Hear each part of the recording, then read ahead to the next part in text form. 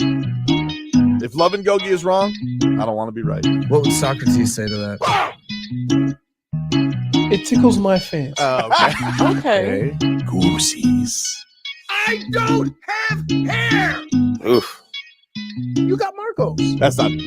Wait. Yeah, That's true. You do got me. Get over here, Marcus. Let me look at you. They don't want it. Toby and Leroy, ready to deploy. Had to hit it with a little journalism, but that was a decoy. Better have about me, boy. Okay, Leroy told me, hold to the show, man. Still in the sauce with the show, and till then his half moon open. Sometimes go taste like a snowman. No proof of my life by the motor. No proof. Like I always wanted him, I never hated him, I never traded him, and if I did, I never ever traded him. You don't know what is a star? Like another city, the driver's side fly. Just like a large, so many more. 10 in the more, never a bar. 8, 10 in the more, 2 to the P. Nothing to you, but it's something to me. Handsome as ever, and cute as can be. You can watch us on YouTube with view for French. This one time for the Twitch. This one time for the text. This one time for the phone line. Whole time wonder what they gonna do next. You know, I just wish you guys would stop the quibbling. Morning, everybody. Tobin and Leroy here with you. Take you up until 2 o'clock here on the program. Hello, Leroy. Hello. Can't hear Leroy. What are you doing, dude? Hey, let me ask you something, Frog Boy. What do you got? A championship hangover? You don't know what buttons to push anymore? No. That wasn't me. I'm positive it was Steph. Really? Yep. You're accountable. Hello, Leroy. You know how I do. Hello. Marcos is apparently still hungover from his Stanley Cup. Feeling good. The cup is somewhere in the Atlantic and probably needs to be cleaned. Yeah. Nah. I think I saw that it was it was at a Greek tavern last night, something like that. Opa. I like the sharing going amongst everybody. It's like all the Panthers are neighbors. Everyone's playing nice, though. Everybody's playing nice. Everybody wants to see the cup. It's a championship town, everybody. You know what? And you know, kudos to South Florida because you guys have rallied around this team in the last 3 or 4 years, and it's not even a question. I'm going to some games. It's lunacy in there. It's crazy. And I can imagine what Game 7 was like. I can imagine what the Stanley Cup playoffs have been like. So, you know what? And kudos to all the fans that go out to see the Cup and hang out with the teams, that there have been no reports of jackasses. You know what I mean? Turn on the TV, people acting a damn fool. So, look, enjoy it. Leroy's just proud with the lack of jackassery. Yes. Yeah, you know, come on. You know there have to be one damn fool. Schmieder wants to know if the Cup's going to make it to Publix. I'd imagine we make it a pub sub. Need that. Needed in public. Just put like a pub sub bouquet. Got to be the pub sub. I imagine at one point someone's going to take it on a tour to Dade. It's got to go down, Calle Ocho. It's got to maybe take a left, get all the stops in. Yep. Get all the stops in. So it should be fun. But anyway, let's get to our headlines brought to you by the new Palmetto Ford Truck Supercenter. Why buy your truck at a car store? Palmetto Ford. We know trucks. Tobin. Yes, sir. I didn't want to do this, but it came to my attention. Okay. That there may be somebody who's available. Okay. OG Anunoby? He's not really available, though. Why not? Well, it sounds like he's going to go back to the Knicks. No. It doesn't sound like he's really available. And I got to be honest with you, OG Anunoby's a nice player. Who cares? This kind of goes with the Mikal Bridges thing. I think they're both very, very nice players.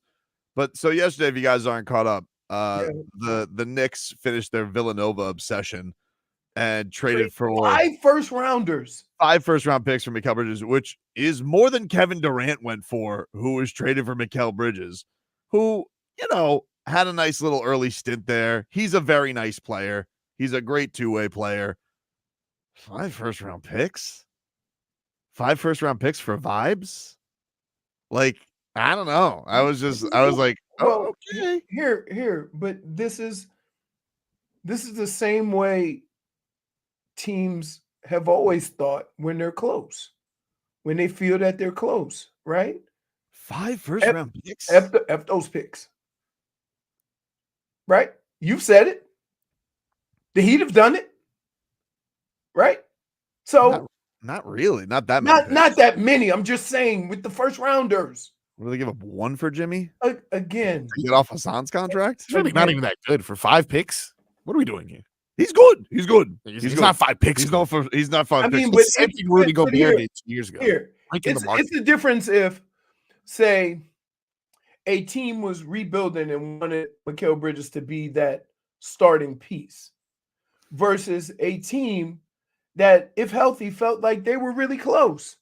Well, no, I understand. Well, first of all, what annoys me about it is like, well, then what the hell is Cleveland going to ask for Donovan Mitchell? If Mikal Bridges gets 5 first-round picks, what the hell does Donovan Mitchell get? It goes back to the same thing with the Rudy Gobert thing a couple summers ago, which obviously, like, makes me worry of the summer. Like, good for the Knicks. They did what they wanted to do. Apparently, he said he was going to make a stink in Brooklyn if this didn't happen, and that was the only place that he wanted to go. But kind of leads me to like, well, then why the hell did the Knicks have to give up that many picks? Like, why didn't you have leverage in that situation? Right.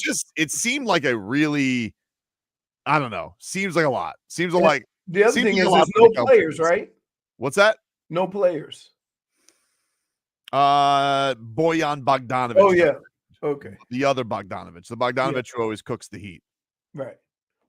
But yeah, look, the Nets are going into fire zone mode. They obviously had to recoup assets. I get why they do it. They got to recoup everything that they had for their failed big three.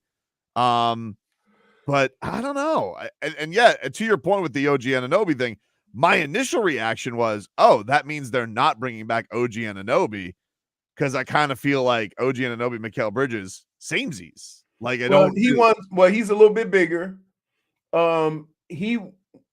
He thought he should get him near a max deal, and they're not offering him that.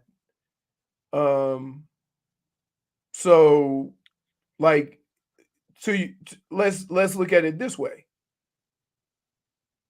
You looking at it, say, from Jimmy's perspective, and from why haven't they already offered him a max deal? Different situation, but he figured if they really wanted him, they would go ahead on and max him out. Everybody's getting maxed out. Well, Shmeen points out the only way I think that you could get OG Anunoby on the Heat is like if you did and I said if Jimmy Butler wasn't going to stay on the Miami Heat, the place that makes the most sense to me is going to the New York Knicks, which obviously would break my heart, and I really don't want that to happen. Right. But the Tibbs connection, his New York connection, him fitting in there and kind of being that extra go-to guy, because like Mikal Bridges is a really nice player, but he's not really a go-to guy. He's kind of a filler of all things. And so if Jalen Brunson, I know if you have Jalen Brunson with Jimmy Butler, that could make a lot of sense. But I don't know. I don't know if the Heat are pulling that trigger for OG Anunoby. Well, I'm just listen. All I did was throw it out there. Because here's the other deal. The other team that seems to be extremely interested, if it doesn't work out there, is Philly. Yeah, maybe. I mean, like, especially with the Paul George thing. But the thing is, Philly doesn't. That's a situation where like, see, if I'm the Heat and I see Mikal Bridges just went for that, understand maybe there's a little bit difference in age. But you don't have to trade for OG. No, but you have. What are you talking about? Like if Philly signs OG Anunoby? Yeah, you can just sign him. I thought you were talking about Jimmy. No. See, like if I'm the Heat and I'm seeing like, oh, you got Mikal Bridges got how many are they going to be expecting for Jimmy Butler? And then they could go into the whole thing of, do you flip that then for Spida or whomever you want to go after in that kind of a case? So it's an interesting time. The other thing that opened up yesterday is it seems very much like the Rockets are antsy to make a star move too. Jimmy's from Tomball, Texas. So is that one of those where they're going to try and put a little bit of heat to try and, talk to Miami about getting into the Jimmy game? Do the Heat even want to get into the Jimmy game? I don't even know. Nobody knows. But what I understand is until we know for sure, we kick tires. The Heat don't know. Or we don't know where things are with Jimmy and the Heat right now. All I know is he's hanging out with Neymar a lot. Seems to be having a great time. And I know tonight that he'd have the 15th pick. That's all I know. That's all I know. Can I just say this? And Marcos, you can attest to this. Yes, sir. I am very disappointed Why? Wow. in you Why? because anytime I can attest to that. there's been fodder out there, Mhm. you have been all giddy and excited and hey, could be something, could be nothing. But there's You've no been heat throwing- fodder. No. There's You no have- heat fodder. Wow. You have been throwing that in my face. Wow. You have been talking about all the players that are available and what the Heat could do. And you have been and now I come in here thinking I would just get the engine going, with But yeah, the fodder. But you started the and- fodder with OG Anunoby, and that doesn't wet my whistle. That doesn't get me going. Okay. OG Anunoby doesn't get me going. Mm. Okay. He's a good player. He's good. But like it doesn't, like, all the Knicks are throwing a parade today for Mikal Bridges, and I'm like, that's nice. I mean, It's a nice addition, but again, if Give him if 5 you don't get Spider, right? And from what I was told, they're definitely going to offer him the max. I think the max has already been offered. What's suspicious No, is it hasn't been. Not yet. why? That's what I was told. Well, it doesn't make sense. Like, why would they not have offered the I don't max? know. I'm just telling you what I've been told. I know got people in Cleveland. They said no, it's not you. Everybody's making it sound like Spider is thinking about signing the max. It hasn't been offered yet. That's weird. Well, then Right. that's weird. So Like, when you say that it hasn't been offered, that to me is even weirder than him being offered and he hasn't taken it yet. right. But that's where it is. And I said, and I asked, are you sure they're gonna even up? Of course they are. And that's what I was told. But I gotta say, you coming at me with an OG Anunoby and disappointed that I'm not giddy over that. No, because guess what? Look, here. Let's agree on one thing. The Heat are gonna make some moves. One would hope. Right. Everybody in that building has said we ain't gonna stay status quo. They haven't said that. Who said that? What? Wasn't Pat talking about we can't run it back or we not? He didn't No. say that. You think He they're said- gonna run it? I don't know what they're going to do. All Pat Riley said was he's pissed nobody's playing. That's all Pat Riley made clear. He made clear that he's not happy with nobody playing. He called Tyler Hero fragile. He said Jimmy Butler extension, not really. And he's happy with Bam. That's about it. Okay. And But so you don't think some moves are gonna be made? I hope that they do. Trust me. Did I not scream out a window last week? Yes. So Demanding moves to be made? so So if you can see why the Heat fan is annoyed, even though I think it's a wild overpay for Mikal Bridges, like, at least the New York Knicks are doing something. At Right. least they're shaking things up. Where the Miami Heat, I think their fear is, the fan base's fear is like, are you going to talk me into this again because Terry Rozier's neck is healed? Like, are you going to do this again because Duncan Robinson's back is healed? right. No, like, trust me when I tell you, I think the Heat fan is dying Right. for So something to that's happen. why listen. Of players who are available, that is not trade fodder or anything like that. Of players who are available, OG Anunoby is the best one. But they don't have cap space, Leroy. Like, that's Okay. that's Okay, why. that's a whole different story. But that's why when you Oh, say, like, okay. oh, go get OG, and I'm like, but they don't have cap. Like, they would have to trade for him. It'd have Now to be- you're talking about cap space. When I say something about cap space, you say make it work. I've never said that in my life. You're making things Oh up. my goodness. You're doing a thing where you're lashing out on counterpoints that I've never made. I've never gone cap space in my life. I've never said those terms. You've Sounds like never I've said never said that in my life. I've never Okay. said that in my life. okay. I've never said that. You've never said make it So work. the cap. Don't worry about the cap. Make it work. I've said that in the NFL. Cap I've said is fugazi in the I've NFL. said in the That's NFL right. the cap, but not Yeah. in the NBA. It's true. Okay.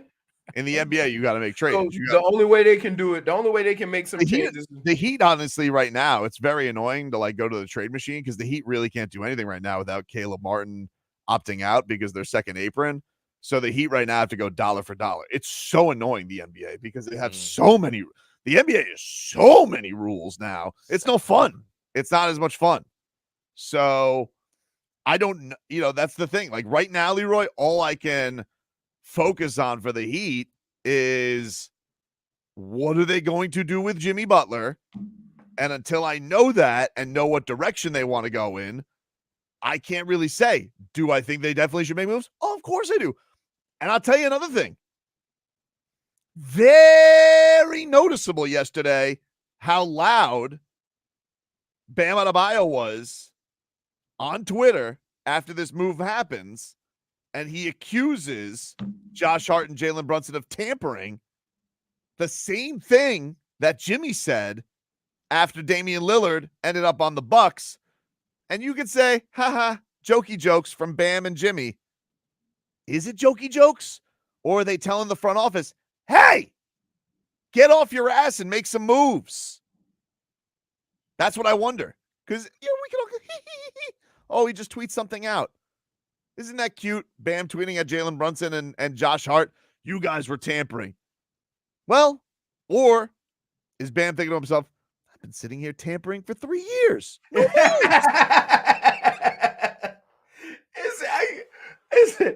I can't be any more open about my tampering. I am tampering more than anybody. I've tampered with everybody. I am tapping everybody up, hanging in Vegas with everybody. We can't get nothing. We can just take 4 first-round picks simply from Bam Adebayo's tampering. And yet, I sit here, no moves. So I think the question is, what are they doing? Because we have no idea. Nobody has any idea. But is it safe to say staying pat is not getting you anywhere? No, it's not. Okay. No, unless Nikola Jovic turns into Dirk this year. But like outside of that, that's what I'm just saying. Like right. Outside of a major leap from the 21-year-old, no. I think he's gonna get more consistent minutes for a whole season, and his numbers will improve. Right now, I just want to get off a scooter because he's still on that scooter, and I don't like it. And so, but here's the deal. As of right now, you have 2 healthy, dependable players. Maybe 3. 3. Let me correct that. 3. Jaime, Nico, and Bam. That's right. Those are the 3 guys that I know scooter. Every night they're going to be there. Yep.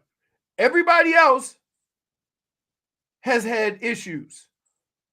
So to me, the 3 guys that you're going into the season with that you can depend on are those 3 guys. Can you depend on Tyler? Not really. Can you depend on Jimmy? Not enough. Right. Not enough. So Dunks, I mean, with Dunks has been a pretty damn. I think his only. He had his best year last year. I think from all around game. Yeah, Dunks is pretty reliable. The only time I think Dunks got his hand caught in a jersey one time. Right. But before that, he was like an Iron Man. He never got hurt. Okay. So I will tend to throw Duncan in there. You got 4 guys. Right? Now, to me, if you're the Heat, that's the way you start. And you figure, okay, I can count on this guy for this many games, this guy for this many games, and this guy for this many games. Is that gonna? And Terry Rozier has never been hurt, right? He's never missed time. I can't really say. Right. I don't feel like he has, but that's a weird injury, a neck injury. So, what do you like? The team sounds cool, right? People but just then want you got to all those facts about the team that you have. Mm-hmm. So I don't know. The silence is killing me. I know. So and that's why when I see, because James thinks he's being cute on the show. He goes, there's no tampering if it's a player. That's the point, dude. If the player is pointing out tampering as a joke, he's not really saying they're tampering. What he's like, it feels like to me what he's bat signaling there is, hey, they're making moves. When are we making moves?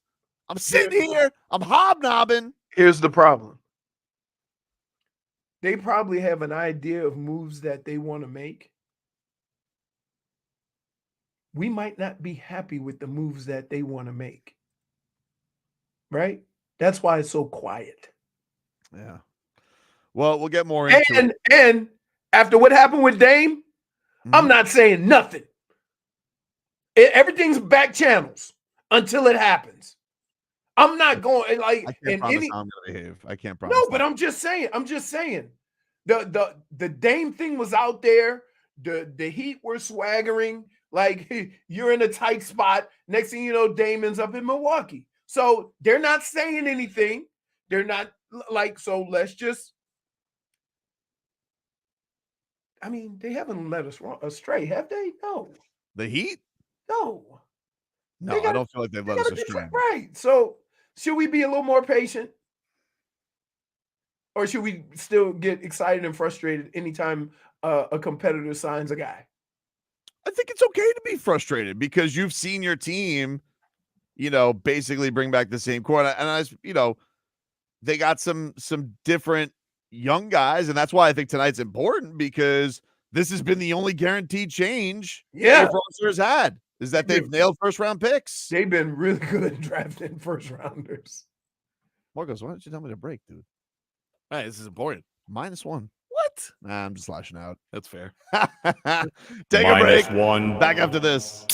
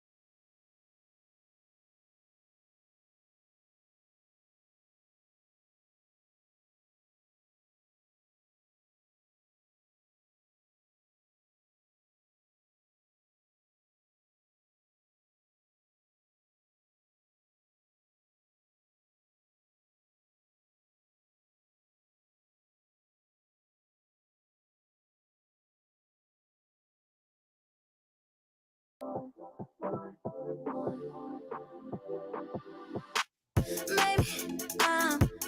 right, welcome back, everybody. Tobin and Leroy here with you, 560 WQAM. Just to give everybody a heads up tonight, if you guys are looking for a place to watch the draft, the Miami Heat draft party is going down at the Dolphin Mall tonight, and I will be doing a draft show tonight with Solana. We will be getting your coverage live tonight starting at 7 o'clock. Boots on the ground? Well, you're going to be shopping at Dolphin Mall? Yeah, it will be boots on the ground. I That's just awesome. said that. Well, you said the draft party's there. I didn't know you were going to be there, too. Yeah. Well, I mean, you hop in. Yeah, nice. And tell everybody why it's not at the stadium. There's a concert. It's not at the stadium because there's a 2-day Aventura concert. So yeah, there's nothing going. There's nothing going on at the arena. There's nothing happening. If you guys are going down to the arena tonight to watch the 15th pick, you'll just be looking at an Aventura building. So, and what did they do? Bachata?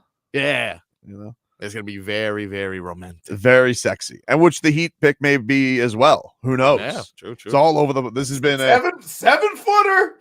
Leroy's going to be so excited if we get Zach Edey. 7'4", Purdue, Moose. I think I want Khalil, though. Is that his name? Kal-El? Yeah. I don't know. I've heard both. Like, I hear broadcasters call him Khalil. I saw an interview yesterday where he's calling Kal-El, but I don't know if he's Superman. trying to. Yeah, I thought that he was like, is he doing a Superman thing? Is he trying to be cool? Is that really? I said, I'll call him whatever the hell that he wants. As long as he's as long as he's cool with it, I'm cool with it. Whatever. Kal-El. So let me ask you.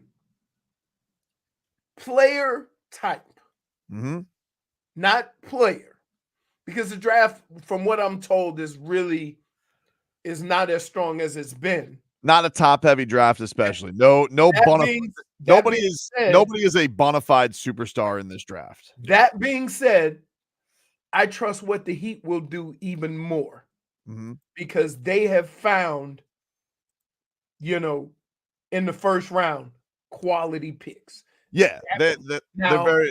This is almost like an ideal draft for the Heat because it feels like someone's going to fall to them. It does feel like they've cast a wide net. They've obviously had a lot of Adam Simon has a great track record with this. So I don't know, Leroy. It's such a weird spot because 15 is right out of the lottery, and it's like, well, what is everybody? Is there going to be a run on something? Are people going to like somebody a little bit more? There's been honestly more fodder about the Heat trading up than I can ever remember. I saw a report yesterday they were going to trade in the top 10. There was a report 2 weeks ago they were trading in the top 5. Doesn't seem very Heat-like to me, but maybe this is a draft where it's super cheap to move up. I don't know. But my question was after we got through all of that. Yeah. What type of player would you like? I want a big, right? I think you get a big. It frees up Bam to go deeper in his bag. Gotcha. Yeah, and I don't disagree with you. What a wing, a point guard, a scorer. I mean, if there's a bona fide scorer out there, he'll be gone by 15. Not necessarily though, like because a lot of the scorers are undersized. Like Rob Dillingham is a guy that everybody really likes as a bona fide guy, man. He's tiny. You already talking about Trae Young. Well, yeah. Plus, my Kentucky source is telling me best prospect since John Wall. Really? He's just small. Isn't that your friend? My uncle. Okay. His uncle. He's just small. My uncle's not small. No, I'm saying the prospect. Kentucky prospect. He's small. They have they also have Reed Shepard, who's like intangibles wonder, but they think he's going top 5. Right. Top 5, like top 3. Wow. So you then we got Nikola Topic. Oh yeah, that's right. Who is his voice real? Have you heard this? Oh no, I haven't. What are you doing? What are you doing? Dude, there's this, I'm telling you, there's this clip that's going around of him, and I don't know if it's real or not. Like it's and I heard this with Nikola Topic, and I was like, is that real? He sounds like that because he sounds like Andre the Giant. He sounds like peanut. I'm like, no way. He sounds like someone's gotta be Boban. doing some He modulation. sounds like Boban. He's gonna be grabbing a bag, a handful. He of sounds, dude, it's crazy. He goldfish? sounds even deeper than Boban. It's like, what is going on here with this guy's voice? He sounds crazy. I'm gonna get this for you guys so you can hear what he sounds like. Allegedly, this could just be doctored on Twitter because I've only heard one interview with him. But the other thing I like about him is boys with Jovic. So we got 2 Nikos that would be on the team. Here's the problem with him: be a redshirt year, has an ACL tear. So he was supposed to be a top 5 pick, right? yes, he was supposed to be a top 5 pick. So if he falls, he just turned 19. He's very young. If he falls and he could get him, you sit him anyway. Yeah, and everybody says that like he's got shades of Gogi. You know, how big is he? 6'6", I think.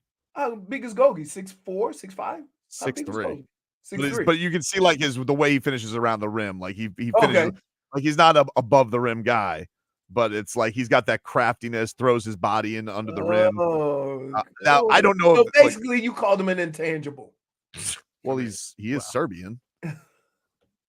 I mean, why does that look like Rob, the comedian, Rob Schneider, the guy asking the questions? I don't know. It might be a bit. It might be a bit. It might be a bit. Rob Schneider. Look, this might be a bit. That's not Rob Schneider, but it might be a bit. And this might be doctored. But this is what I saw floating around the internet. If it's fake, you can roast me.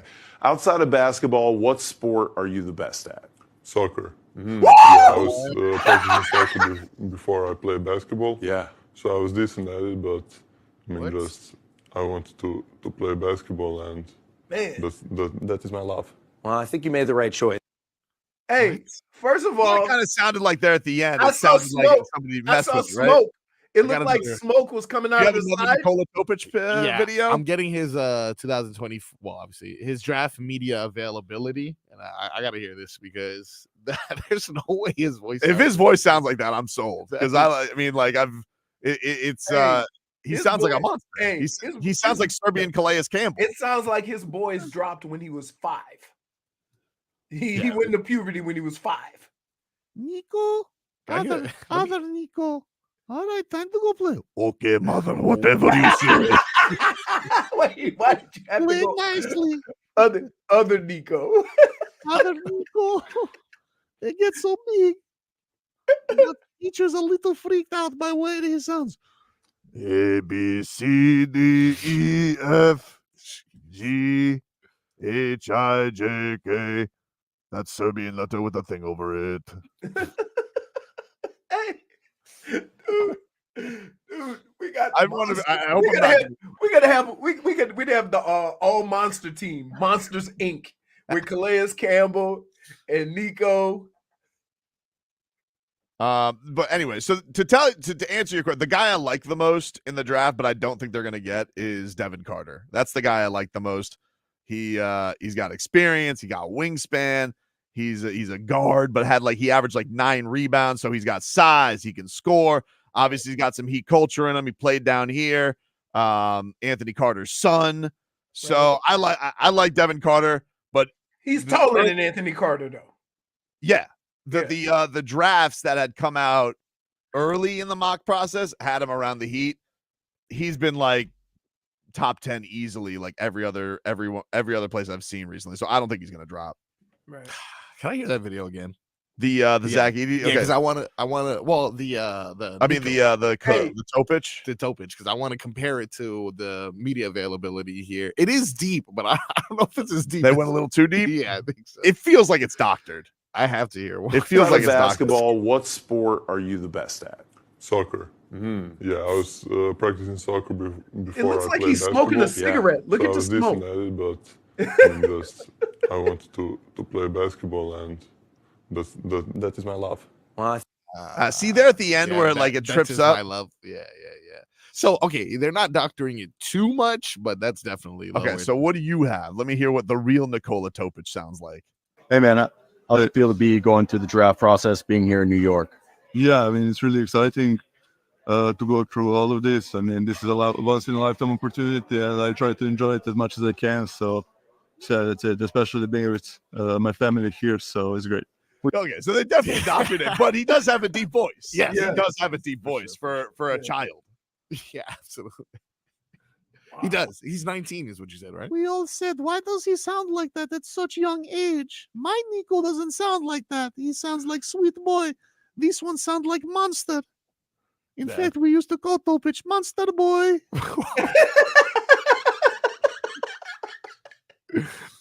Oh, it's not nice. Other Nico is my friend. Thank you, big Nico.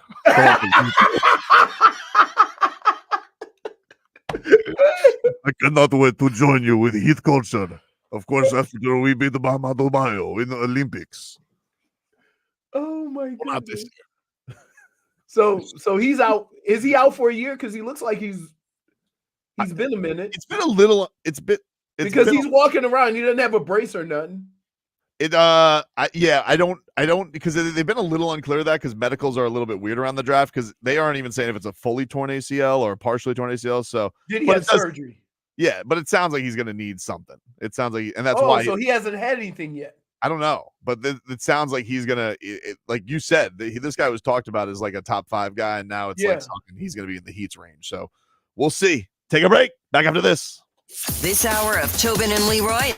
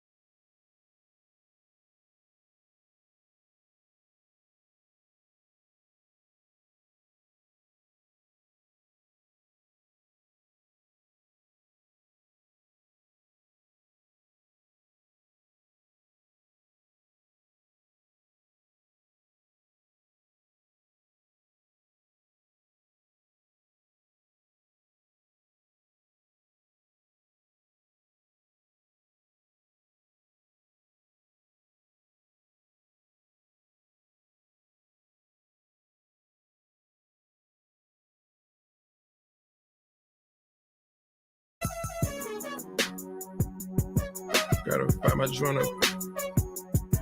Mitchell. All right, welcome back, everybody. Tobin and Leroy here with you, 560 WQAM. Take you up until 2 here on the program. Been getting into some NBA stuff, obviously. Still celebrating your Florida Panthers. If any more shenanigans happen today, please let us know. Of course, we got an eye on social media, but if any other shenanigans happen today, you let us know. If anybody sees the cup, it's somewhere crazy, please. We will take spy reports. You think everybody's taking a nap? You think it's nap time? I saw Bob shaved his beard. I saw Bob is babyface Bob now. He got it. He went immediately to. Did they go playoff beards? Yeah, dude. Yeah. You know, some of them are a little bit patchy. Some Kachuk's got what some may call the Tobin, and it was. No, he doesn't. Bob has the Tobin right now. No, dude. Listen, I could be grizzled if I wanted to. I could be grizzled. Dude, as long as I've known you, I've never seen you with I don't even see you with hair follicles on your face. That's not true. I have follicles. Listen. When I shave, you know how you can see like remnants, you know, like the hair's just begging to grow back. Well, you just don't have a steady hand. Right? The stubs. Yeah, I see. You don't even have that. You don't even have stubble. Dude, that's because I have a steady hand and I use a straight edge razor, all right, like a Peaky Blinder. So it's like a baby butt by the time I'm done. Wow. You know. Stinky? Of course it is, because it was a baby butt before you started.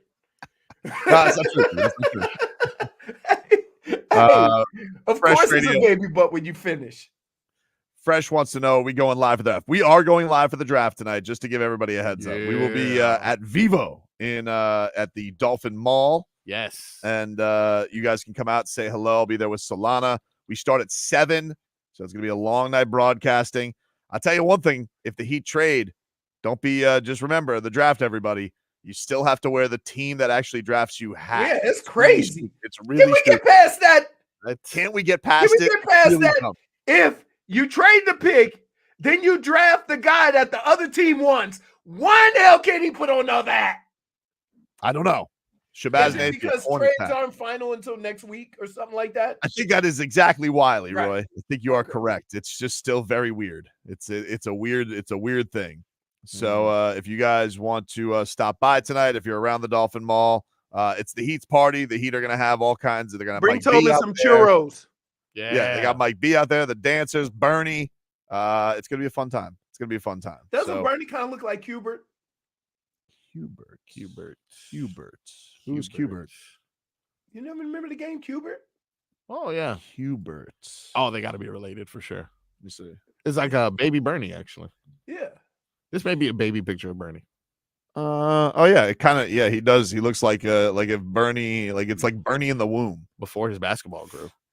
Well, that's because it's a video game, so it's not going to be a giant. Oh my God! I mean, we're comparing video I games. do a show with two knuckleheads. Oh, okay, dude. You're bringing them up.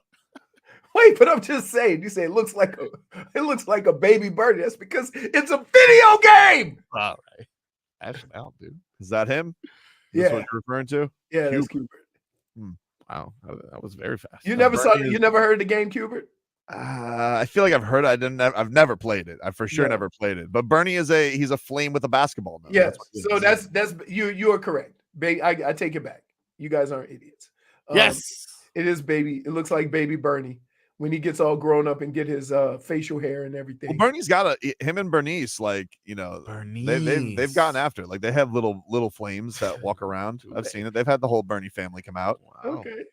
Stunt Steve wants to know, why the hell is the draft 2 days now? Good question, dude. I don't like really. I mean, we barely have interest in one day draft. I think people have mentioned it. It is I think people have mentioned it correctly. It's because of Bronny. This is probably the great start of it. Like, hey, we have all eyes on Bronny tomorrow. That's what everyone's gonna be, unless somebody like swoops in and takes him, you know, super early today. I mean, odds of that happening, in your opinion? That Bronny gets taken in the first round? Yeah.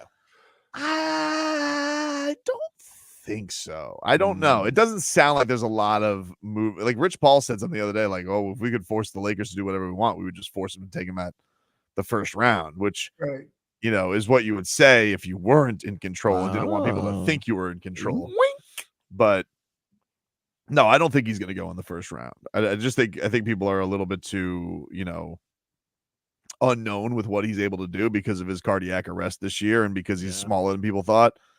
But had a good combine. The other thing is, nobody got to work out with him this year either. He didn't work out with anybody. He worked out with, I think, the Lakers and the Suns, and that was it. And the Suns seem like they're doing some, there's some weird stuff going on with them, obviously, because did you see this happen last night with Woj, what he was reporting? No. I did not. This was weird. There's been a couple weird reports. Like one of the weird reports that happened, we talked about the Paul George thing where Shams was just like, hey, guess what? Paul George and the Sixers not totally interested in each other anymore. Woj comes out yesterday with this report that after the whole Mikal Bridges thing happened, right? So Mikal Bridges gets traded, Knicks to Nets, or Nets to Knicks, excuse me. Nets get a bevy of picks. But then I think there was some Houston swaps in there. Houston got some assets back, right? Yes. And they got some Suns from the Durant trade. So they, I guess, have some more. They have they have more assets to go. And they have the number 3 pick. They surprisingly got the number 3 pick this year. So Woj comes out and he says the implications of the Rockets landing the Suns pick. Houston wants to trade for Kevin Durant. And that becomes far easier if they can return the Suns picks that they gave up in the Durant deal to the Nets. Suns have said they're keeping Durant for now, but that could change next season. But now Houston has the picks to make the Suns whole again. And I'm just like, that's such a weird thing. Like, we have a trade that's happening, and they're like, yeah, we have the guy we want. It's Durant.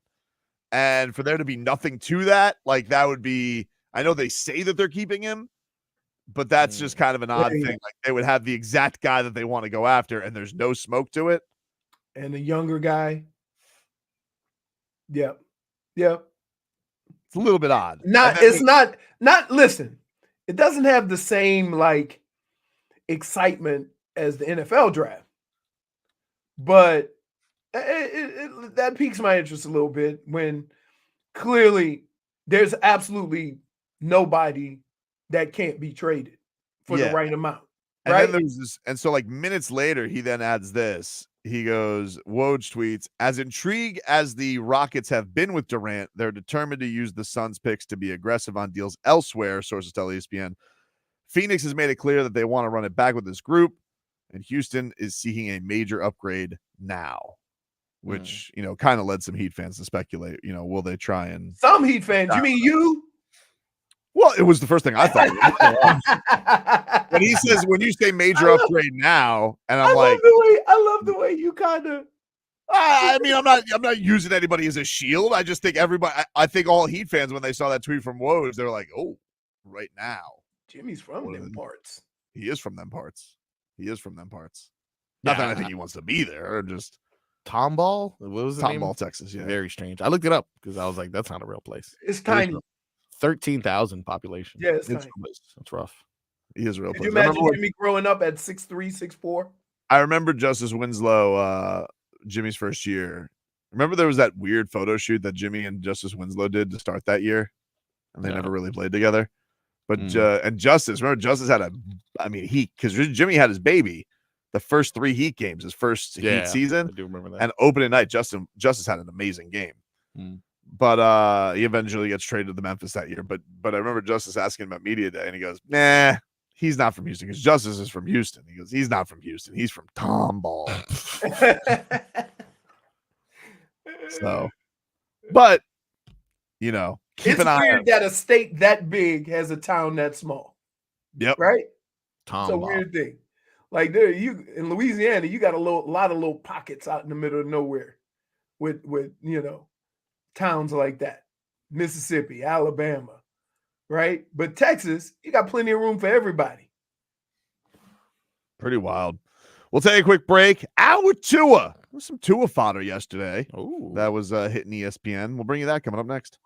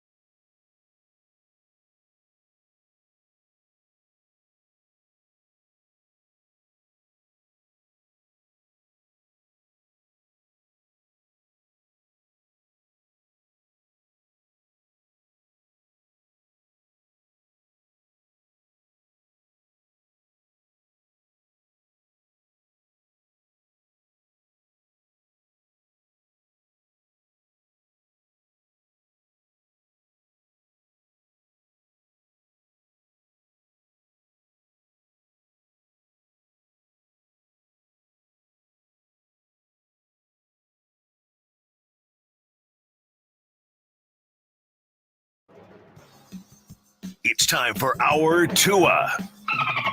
It's our Tua. It's our Tua.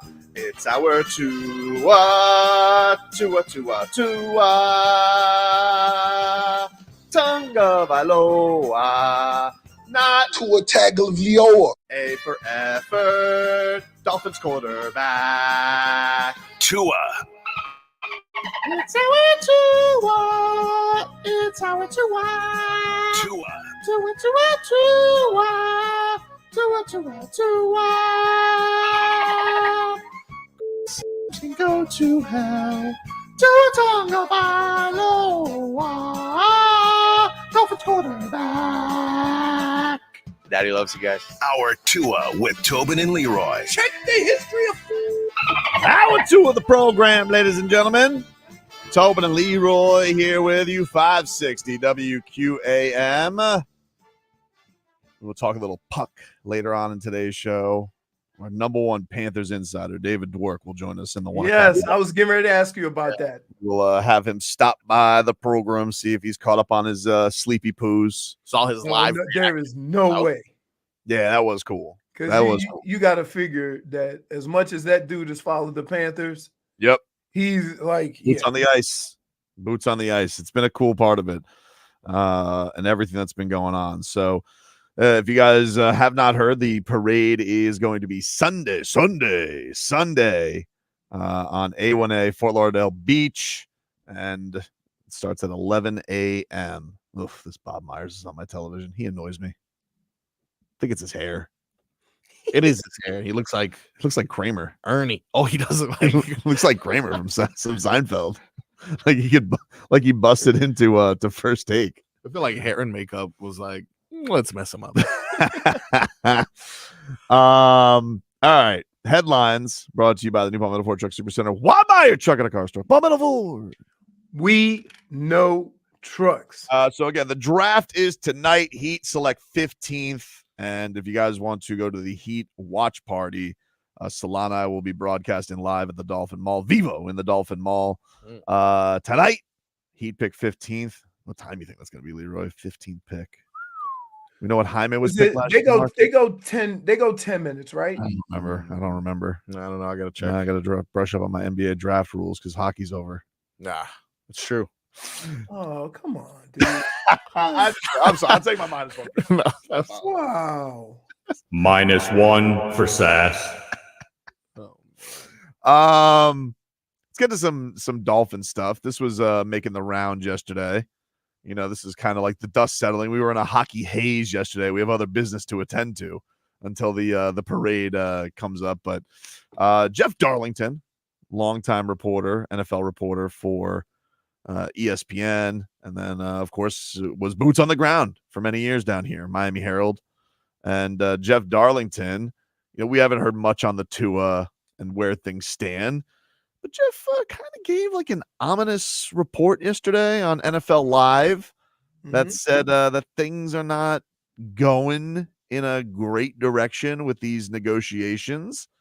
Here was Jeff Darlington yesterday on ESPN. But right now, there's 5 words that are looming over this contract negotiation, and they're the words that came out of Tua's mouth. The market is the market.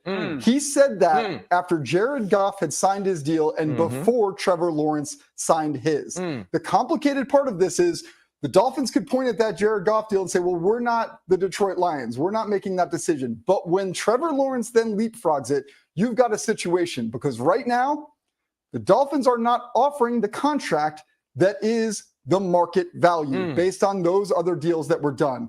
So if this gets there, it's just going to require more negotiations. And we're not to panic point just yet. I just think that my optimism earlier has to be slightly scaled back at this point, given all of those factors currently in play. Jeff, real quick, but so when you say the Dolphins right now aren't offering what the market of those other, are we talking Jared Goff, Trevor Lawrence type of market? Yes, that is the market. I don't want to get too far into the nuance of numbers because, quite frankly, I don't know them. But based on my conversations, they are not in the Jared Goff and Trevor Lawrence ballpark. And that, to me, speaks volumes about where the negotiations are right now. Again, though, keyword negotiations. We all know. We've all been through them. We know that it can change in a minute. There you go. Jeff Johnson yesterday on So NFL Live. my question is this. This is setting up this way. If you had extended Tua 7 months ago, it would have cost you 45 to 50. Yep. And now you waited, and it's going to cost you closer to 60. Though I will say, Leroy, I don't blame them for that. He was coming off a very scary season of concussion, so I don't blame the Dolphins. Right. No, not for doing it last year. I'm again, whatever the reasons are for them hesitating, it's okay. Yep. Right?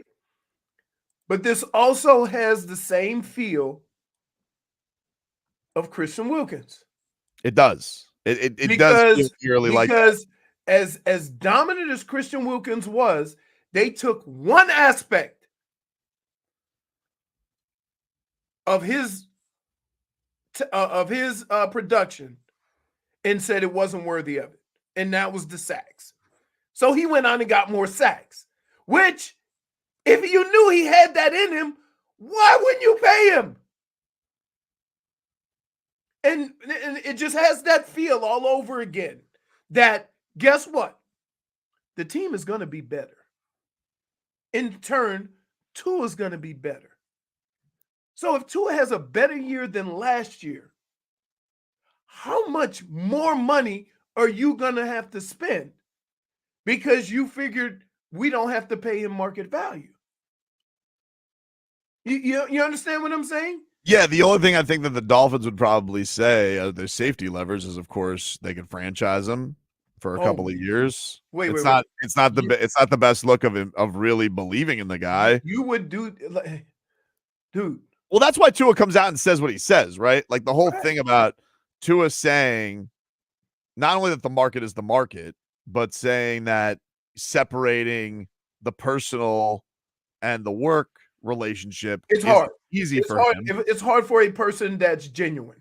Yeah, for a guy who doesn't care and can play the game and he doesn't care one way or another, it's not personal.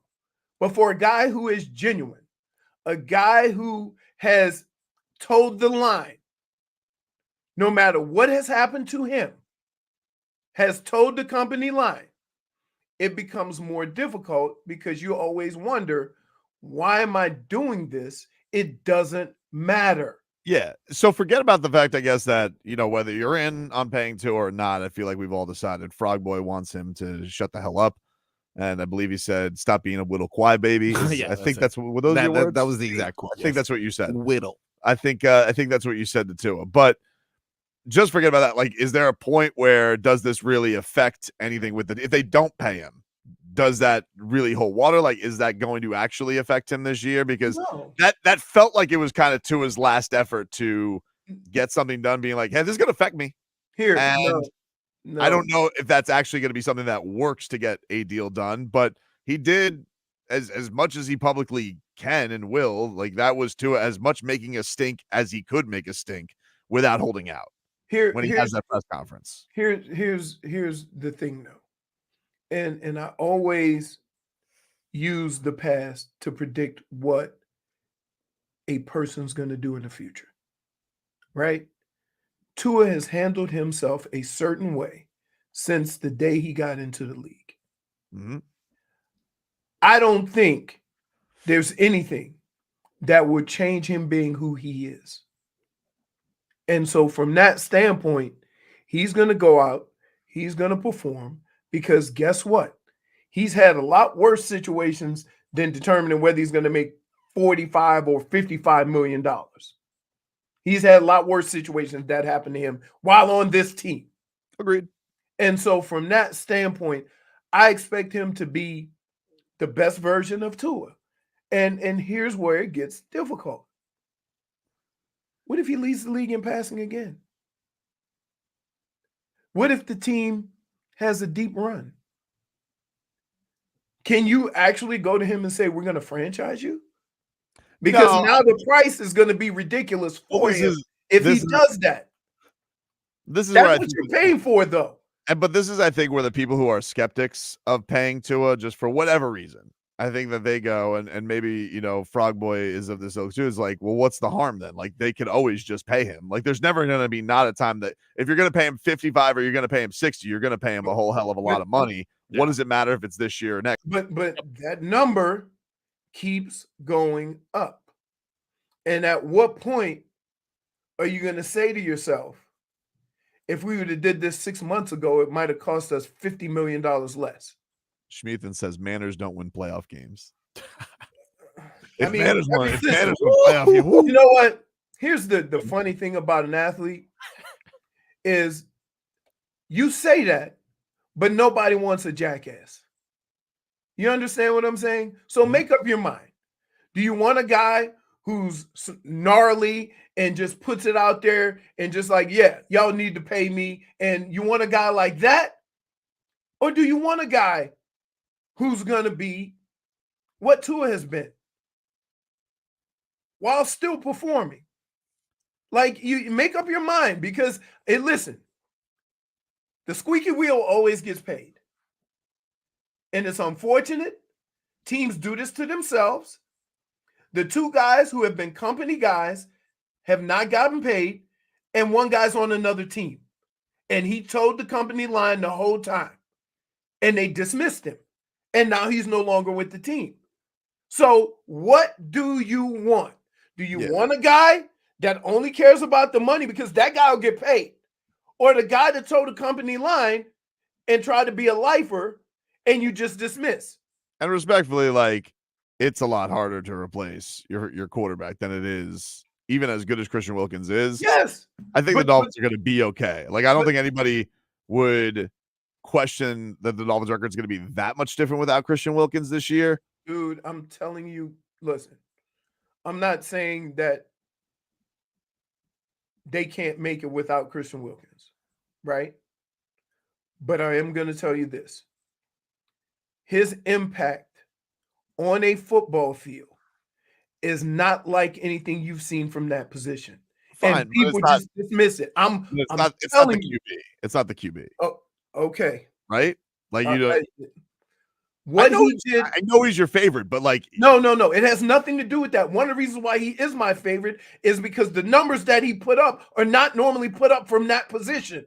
Okay, but the defense, a defensive tackle does not have 100 tackles. Okay, but but like, you would agree that replacing a franchise quarterback or replacing your starting quarterback is a bigger challenge than replacing your defensive tackle. Which means that I would think that they would move quicker. One would think. And not be put in the same situation that just lost them one of their best players. Take a break. Back after this. This hour of Tobin and Leroy is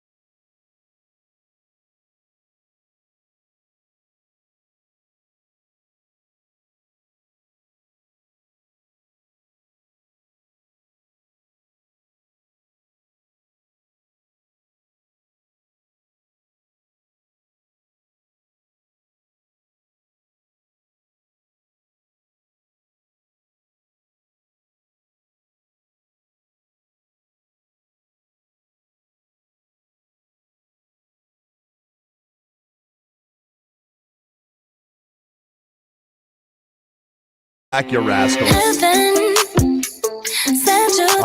Number one Cats fan, Ariana Grande. Yeah. You think she's got her paws up right now, dude? Her I think champion so. paws up? You think she's going to be at the parade? Oh, she better be. She better be. Yeah. Unless there's like some concert we don't know about. Is Ariana Grande going on tour? She's on this. We need all celebrity Panthers fans to be part. We need Ariana Grande on a float. Mm-hmm. All right, we need Kamaru Usman on the float. That's right. Mark Ingram. I loved, but there was one game, I think it was 5, where it was Mark Ingram, Jalen Waddle, and Kamaru Usman all sitting next to each other on the glass. That's tough. And then Kamaru Usman, he won a bet against George St. Pierre. It was kind of a commercial. Like he ended up, they were doing some bet for one of the things, but or George St. Pierre, huge Edmonton Oilers fan. Oh, which I found odd because I thought that he was from Montreal. I thought that he was. I don't know where. Trains in Montreal, so I thought he would have been a Canadiens fan. Where is GSP from? So I would have thought he would have gone in that direction. Grew up in Quebec. Yeah, right. Weird that he's an Edmonton fan, but they won all the rings. What is he supposed to be a fan of them in the 20s? The Canadiens when they won all their championships. That's fair. When they were hockey royalty. But anyway, screw the Habs. Who needs to talk about that? Who needs them? Who needs them? The point is, we also need Brooks Koepka there as long as he's not golfing and dealing with that maniac John Rahm. So we need all Panthers fans on deck for Sunday. And this, but man, dude, somebody just sent me a DM. Wilfredo just sent me a DM on Instagram, and it was like the overhead shot of the Bob save on the Hyman. Dude, that glove save that he gets out there with the how'd they give this Conn Smythe to McDavid? Because they don't see stuff like that. Ridiculous, dude. That save that he was able to go out there and make for the Panthers. But I wonder what Bob's gonna do with his day. Think he takes it to because he's a woodsman. He likes to go outdoors. You think he brings it to the mountains? You think he brings it to Russia? Do you think he just parties here on a boat? That's what I wonder. How many people are going to actually go home, and how many people are going to keep it down here? I saw Montour said like he was bringing it home. He's like, I'm bringing it home. He's taking it to Canada. He's like, I'm because he want to rub it in everybody's face. Of course, he wants to show everybody. Well, Swecken, Ontario is where he's from. So that's Ontario's like where Toronto is, right? Leroy, our Canadian. Leroy, where's Big Spoon from? Sherbrooke, Montreal. This is Montreal, Ontario. Based off what I'm saying, okay. I found Ontario. It is next to Michigan, and next to Buffalo as well. Big Wolverines fans. The connection was there. It was fate. We should have known.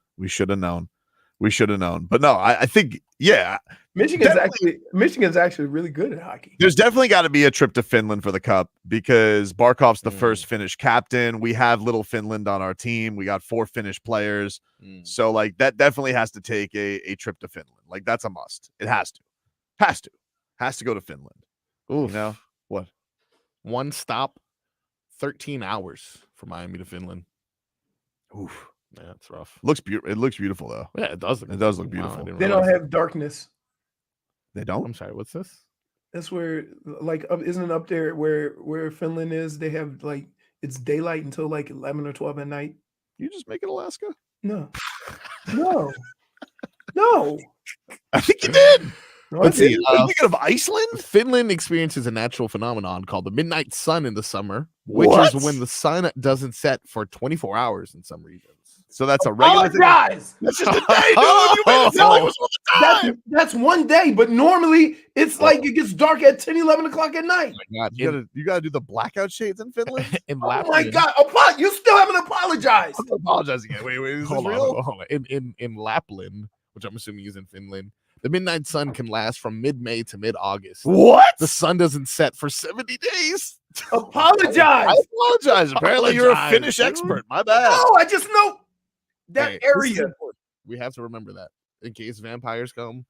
That's where we need to go. I apologize for your I questioned your Finnish knowledge. You know Finland. Wow. You know Finland. You know Barky.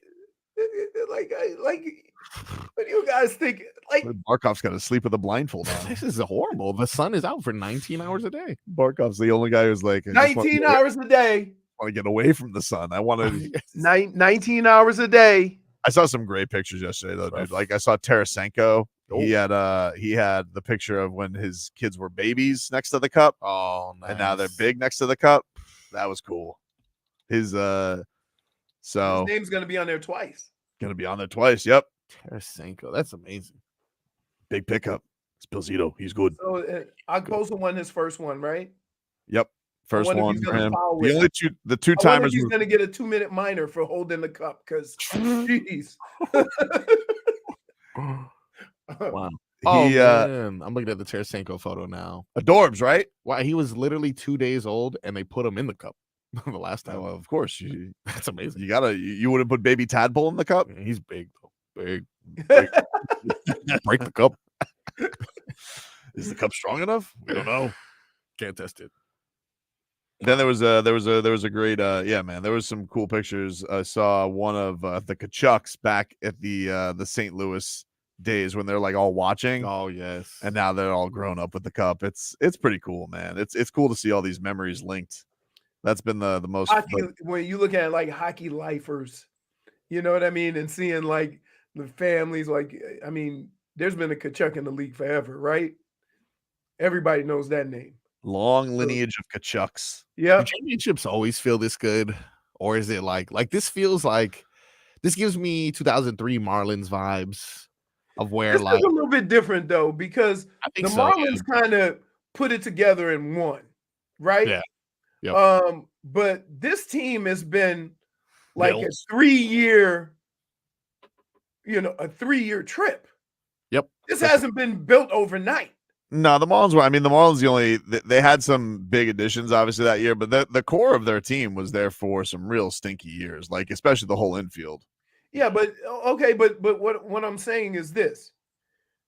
The reason why it may feel so much better with the Panthers is because they took a progression towards the cup.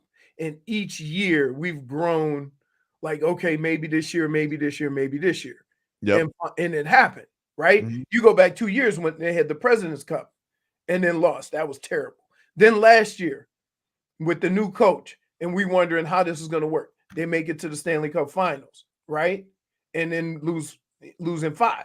And now you have this year, right? Where it all got put together. So we've all grown with this has been like a 3-year thing.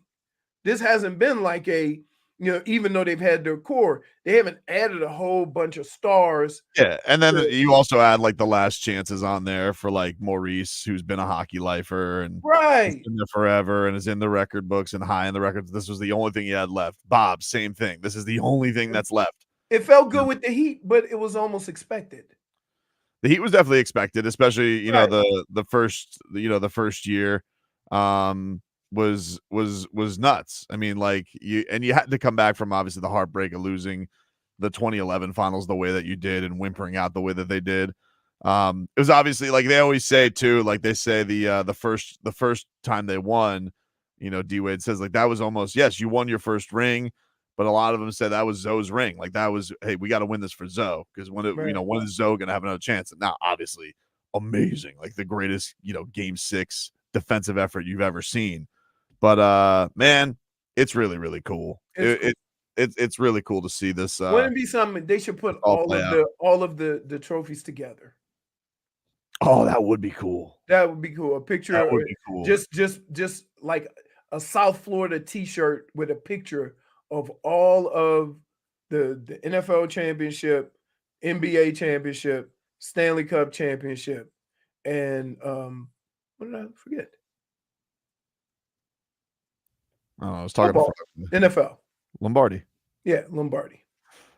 Lombardi is old as hell.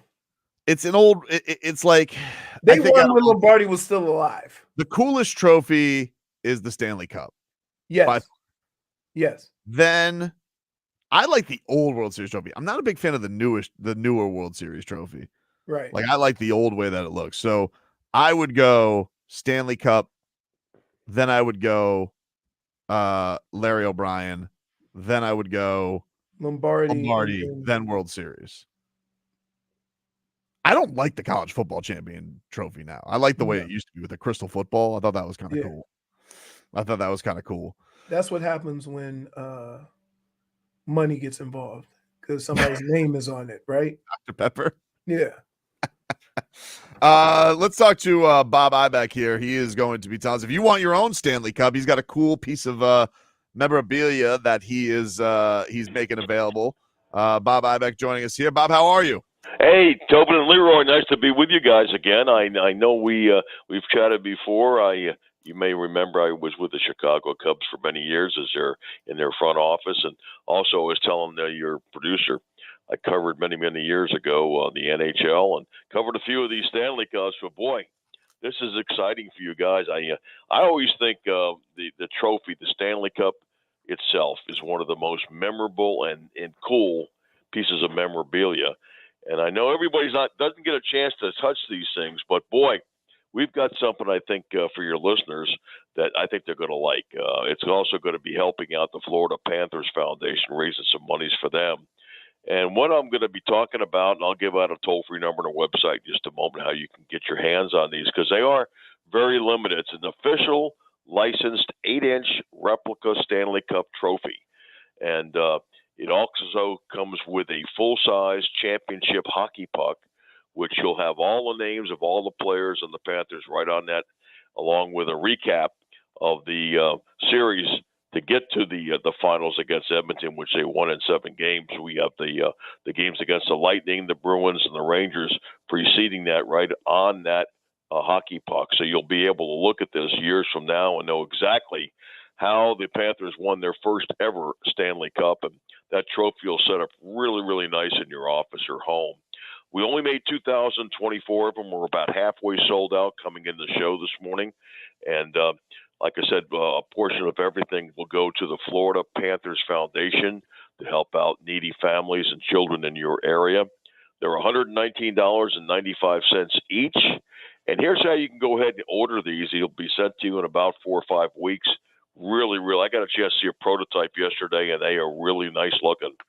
The toll-free number to call is 800-345-2868.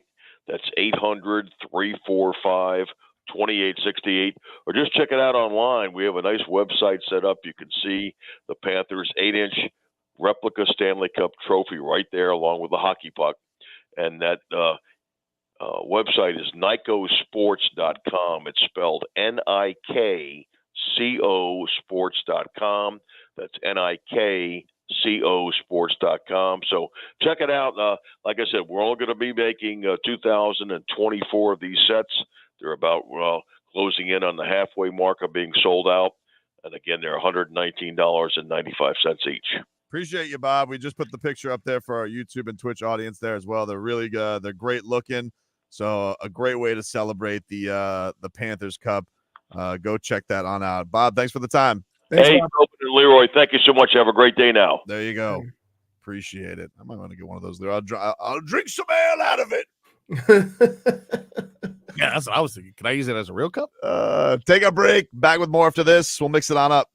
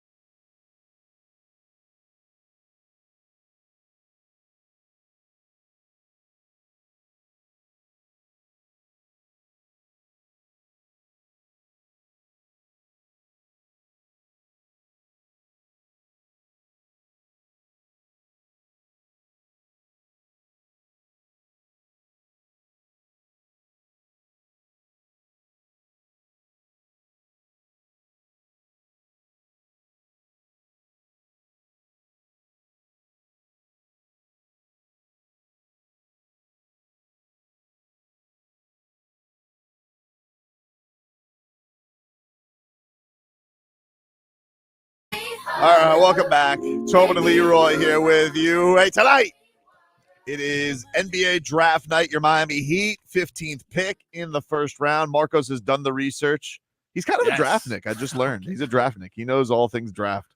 Just need one thing. He said the time between draft picks, Leroy, 5 minutes. Yes. Yeah. 5 minutes for the first round, 4 minutes for the second round. I gotta tell you, it feels like they got a little greedy there. Why not just 5? 5 for both. Yeah. One would think the second round picks are harder. Give them more time. True. And now if we were to do that, let's see. Does it start exactly at 8 or is it one of those that's like 8:13? I don't know. That's a good question. Let's just say it starts at 8. We start at 7 o'clock. Coverage tonight. Myself and Solana from Dolphin Mall for the Heat draft watch party. All Heat partying going on. We'll have Bernie, Heat dancers, Mike Biamonte. See if I can get him to do some new stuff today. Oh, yes. Mike B. For lying. What should we get him to do today? If I could just sidle up to him. Man, I know there's a couple that we for have chicanery. Well, I mean, he's done other more ridiculous things. So I think he'll do chicanery. I think that's something good. Oh man. What are we doing? Mixed bag, huh? Yeah, let's mix it up. Mix it on up, huh, dude? Let's do it. The mixed bag is brought to you by Broward Health. Well into your future. What do you got today, Froggius? Oh, I know you've been waiting. What have I been waiting for? Got some more JJ Redick, baby. Oh man, more. I gotta tell you, he's been taking some. A lot of people critiquing him. I've been noticing in the media for dropping some no words. He is getting a little snippy, if you will. He doesn't care about that outside noise, though, Tobin. So you can keep it up. He's not listening. Isn't it ironic that JJ Redick, like who was outside noise? He was outside. That's all he was. He was a content maker. Isn't it ironic that JJ Redick is now throwing shade at the media when he was, in fact, one of the most prominent media members, and he likes to act like he's different. He's really not. Nope. You know, he's really not. But it's okay. Let's hear from the new Lakers head coach. Lord knows we'll hear a lot from him. What misconceptions or concerns about you that you've heard in the last few weeks are you the most looking forward to dispelling? It's a valid question, and I've certainly heard everything. It's been a really interesting 6 weeks or so, just in terms of being part of the engagement farming industry. It's been really interesting. However, I don't really have a great answer for your question because I really don't give a honestly.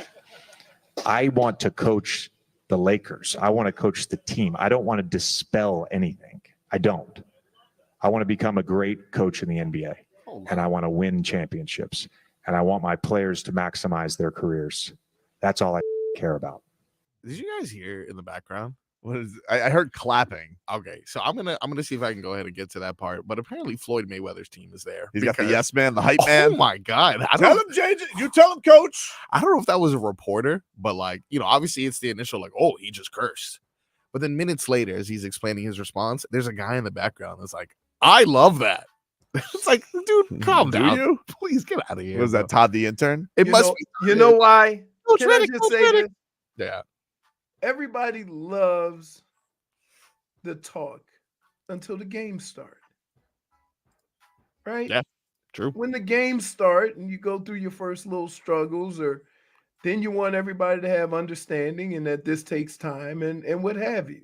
I just think it's a little unbecoming, for JJ Redick, because it's enough of JJ Redick. But I guess we have no choice but to live in a JJ Redick world. So I'm gonna have to deal with my capacity for JJ Redick. But the thing with JJ Redick is there are kids watching, Oh yeah. Oh my god. From my standpoint, Oh my why don't you be a better I'm more than sure ambassador? there's some 8-year-old saying, Mommy, please, let's get home so we can see the JJ Redick press conference. It's Stop a bit, it. and quite frankly, it comes Stop off. it. No. Stop it. I'm dead Dude, serious. it about is this. gross. What Eric Spoelstra does for his kids is he spells out the no words, which is how you should do it with the no words because the kids are watching. But JJ Redick wouldn't know that because he's unpolished. And you would think as a broadcaster you'd be more polished, but apparently he's not. He's more of a rock than a gem. So I just want to say to JJ Redick, just keep that in mind. Keep it in mind. I hope they fine him the max. You know what? You know what that is? To make your point, you use the kids. Of course. Who are we doing this for? All eyes. You don't know who's watching. Do you understand that at the end of almost every show, we play Jimmy Butler? Mm-hmm. And but here's the thing, not a press conference. It's a social media platform. So, that's Jimmy's time. That's Jimmy's space. But, Jimmy gets fined if he curses, True. He gets fined. And so I would like JJ Redick to be fined the max because, quite frankly, this clip has gone viral, as the kids say, because he's not a content creator. He doesn't care about that stuff. But I would just think that, he should be a little bit more becoming. Wow. And really, quite frankly, this was unbecoming. Chris Quinn would never. I just want to say, Chris Quinn would never stoop to this level. He's already lashing out, and there's nothing to lash out at. It was a perfectly reasonable question because this guy is a novice. He's a know-nothing. He's a podcaster. True. And he had a chance to dispel that rumor, and instead, you know what he chose, Leroy? Crass language. Content. He chose to make. He chose content. He chose because he's a TikToker. That's what he is. Let's see if we can hear that guy one more time. Being part of the engagement farming industry, it's been really interesting.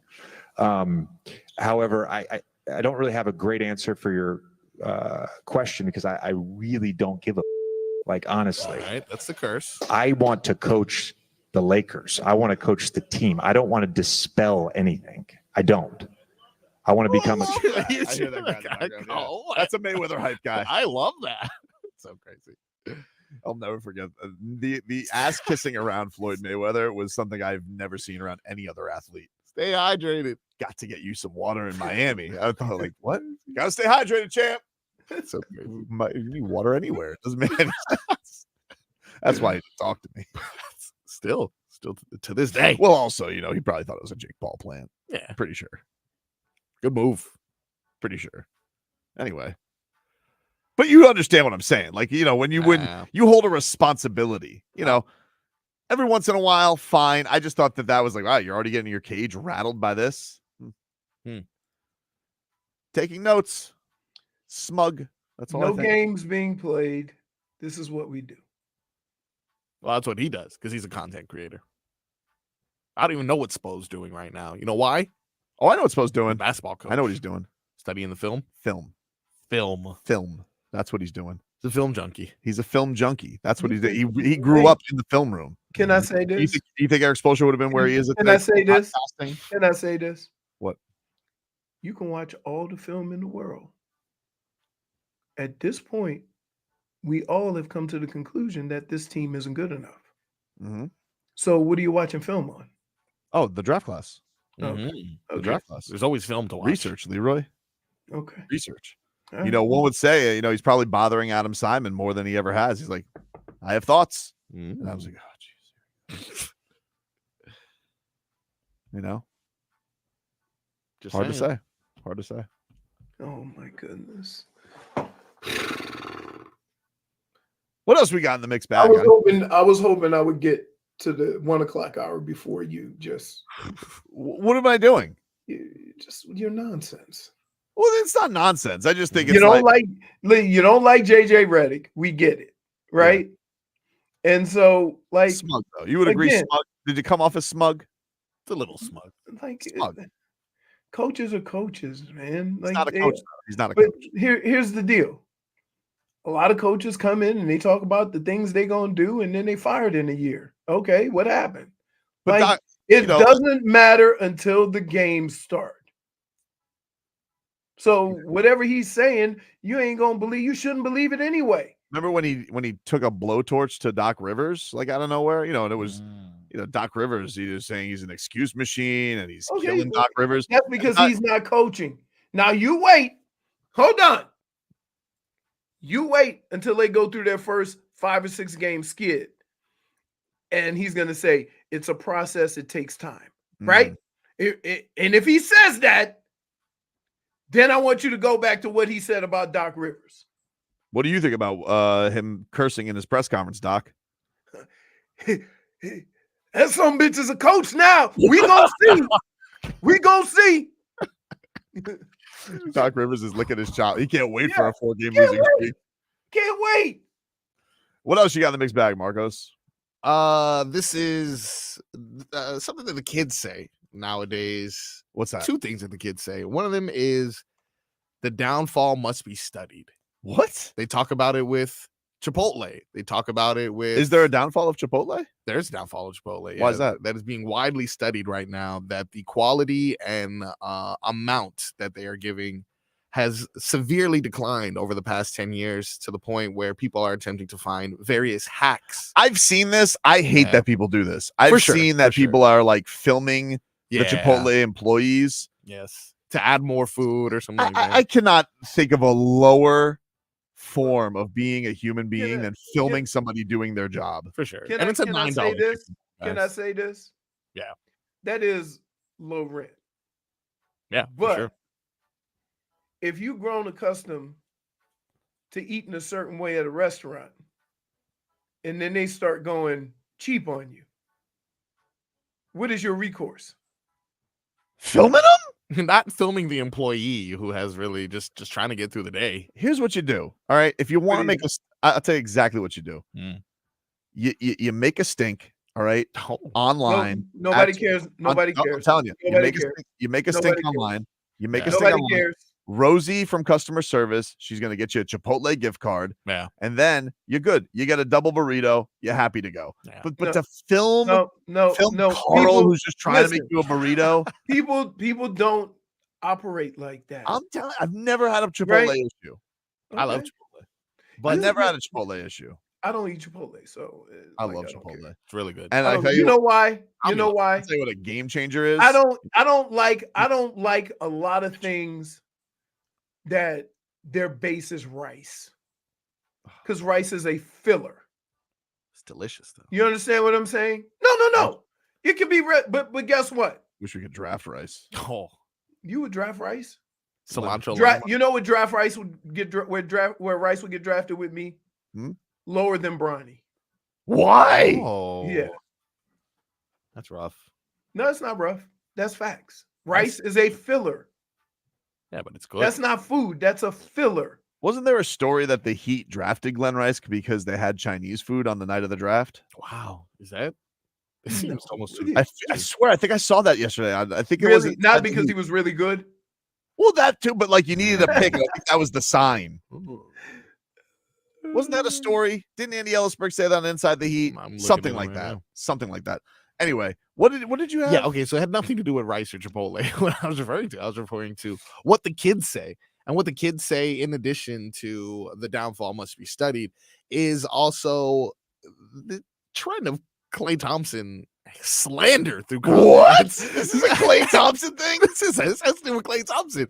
He has now become a trend in that every single time anything Klay related is posted on any sort of social media platform, you will find at least one comment, usually hundreds of comments, of them saying, don't let this distract you from the fact that Klay Thompson went 0 for 10 in an elimination game. Jesus. Klay Thompson even responded to one of those comments, saying, he took the high road, I guess. Hey, young fella, I'm rooting for you. Eat your greens and get proper sleep at night. You'll make the NBA one day through hard work and perseverance.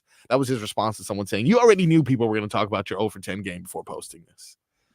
Now, obviously, I say all this to say, who was first? Who was first in line at this downfall? You definitely started a trend. You are a Gen Zer. Indeed. And now Klay Thompson unfollowing. You know what you are? What's that? You're an engagement farmer. I am an engagement farmer. And you know what? The crops are cropping right now. Mike Dunleavy says that it's hard to strip emotion from the Klay debacle that's going on right now as he unfollows the Warriors.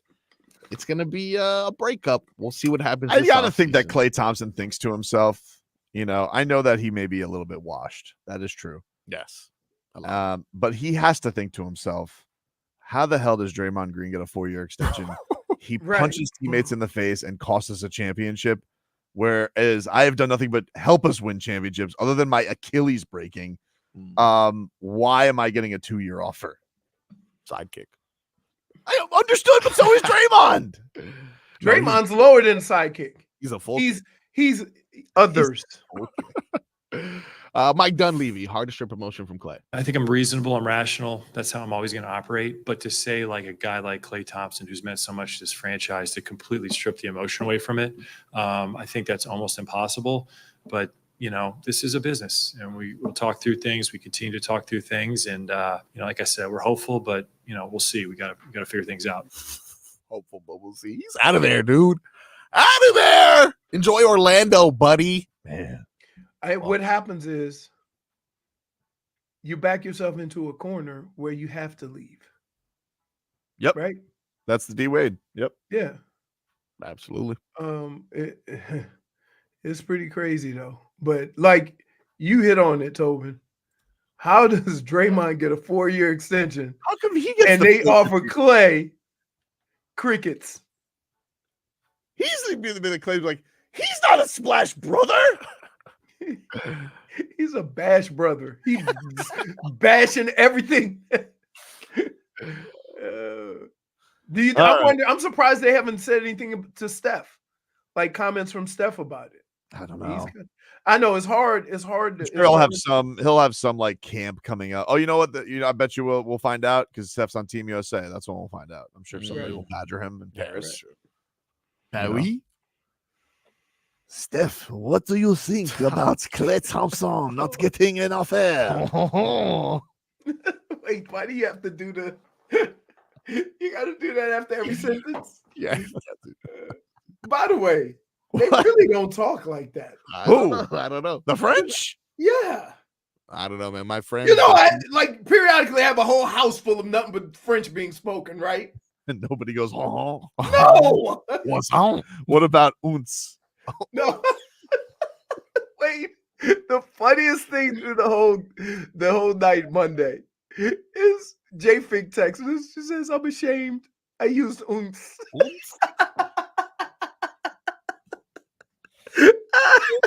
I don't know. Get any goals. Here's the worst thing. We're getting canceled. The four of us, we say stuff to each other and on this show. And then when we leave, we try to use bits on other people, right? And everybody looks at us like we're stupid. Take a break. Back after this. The number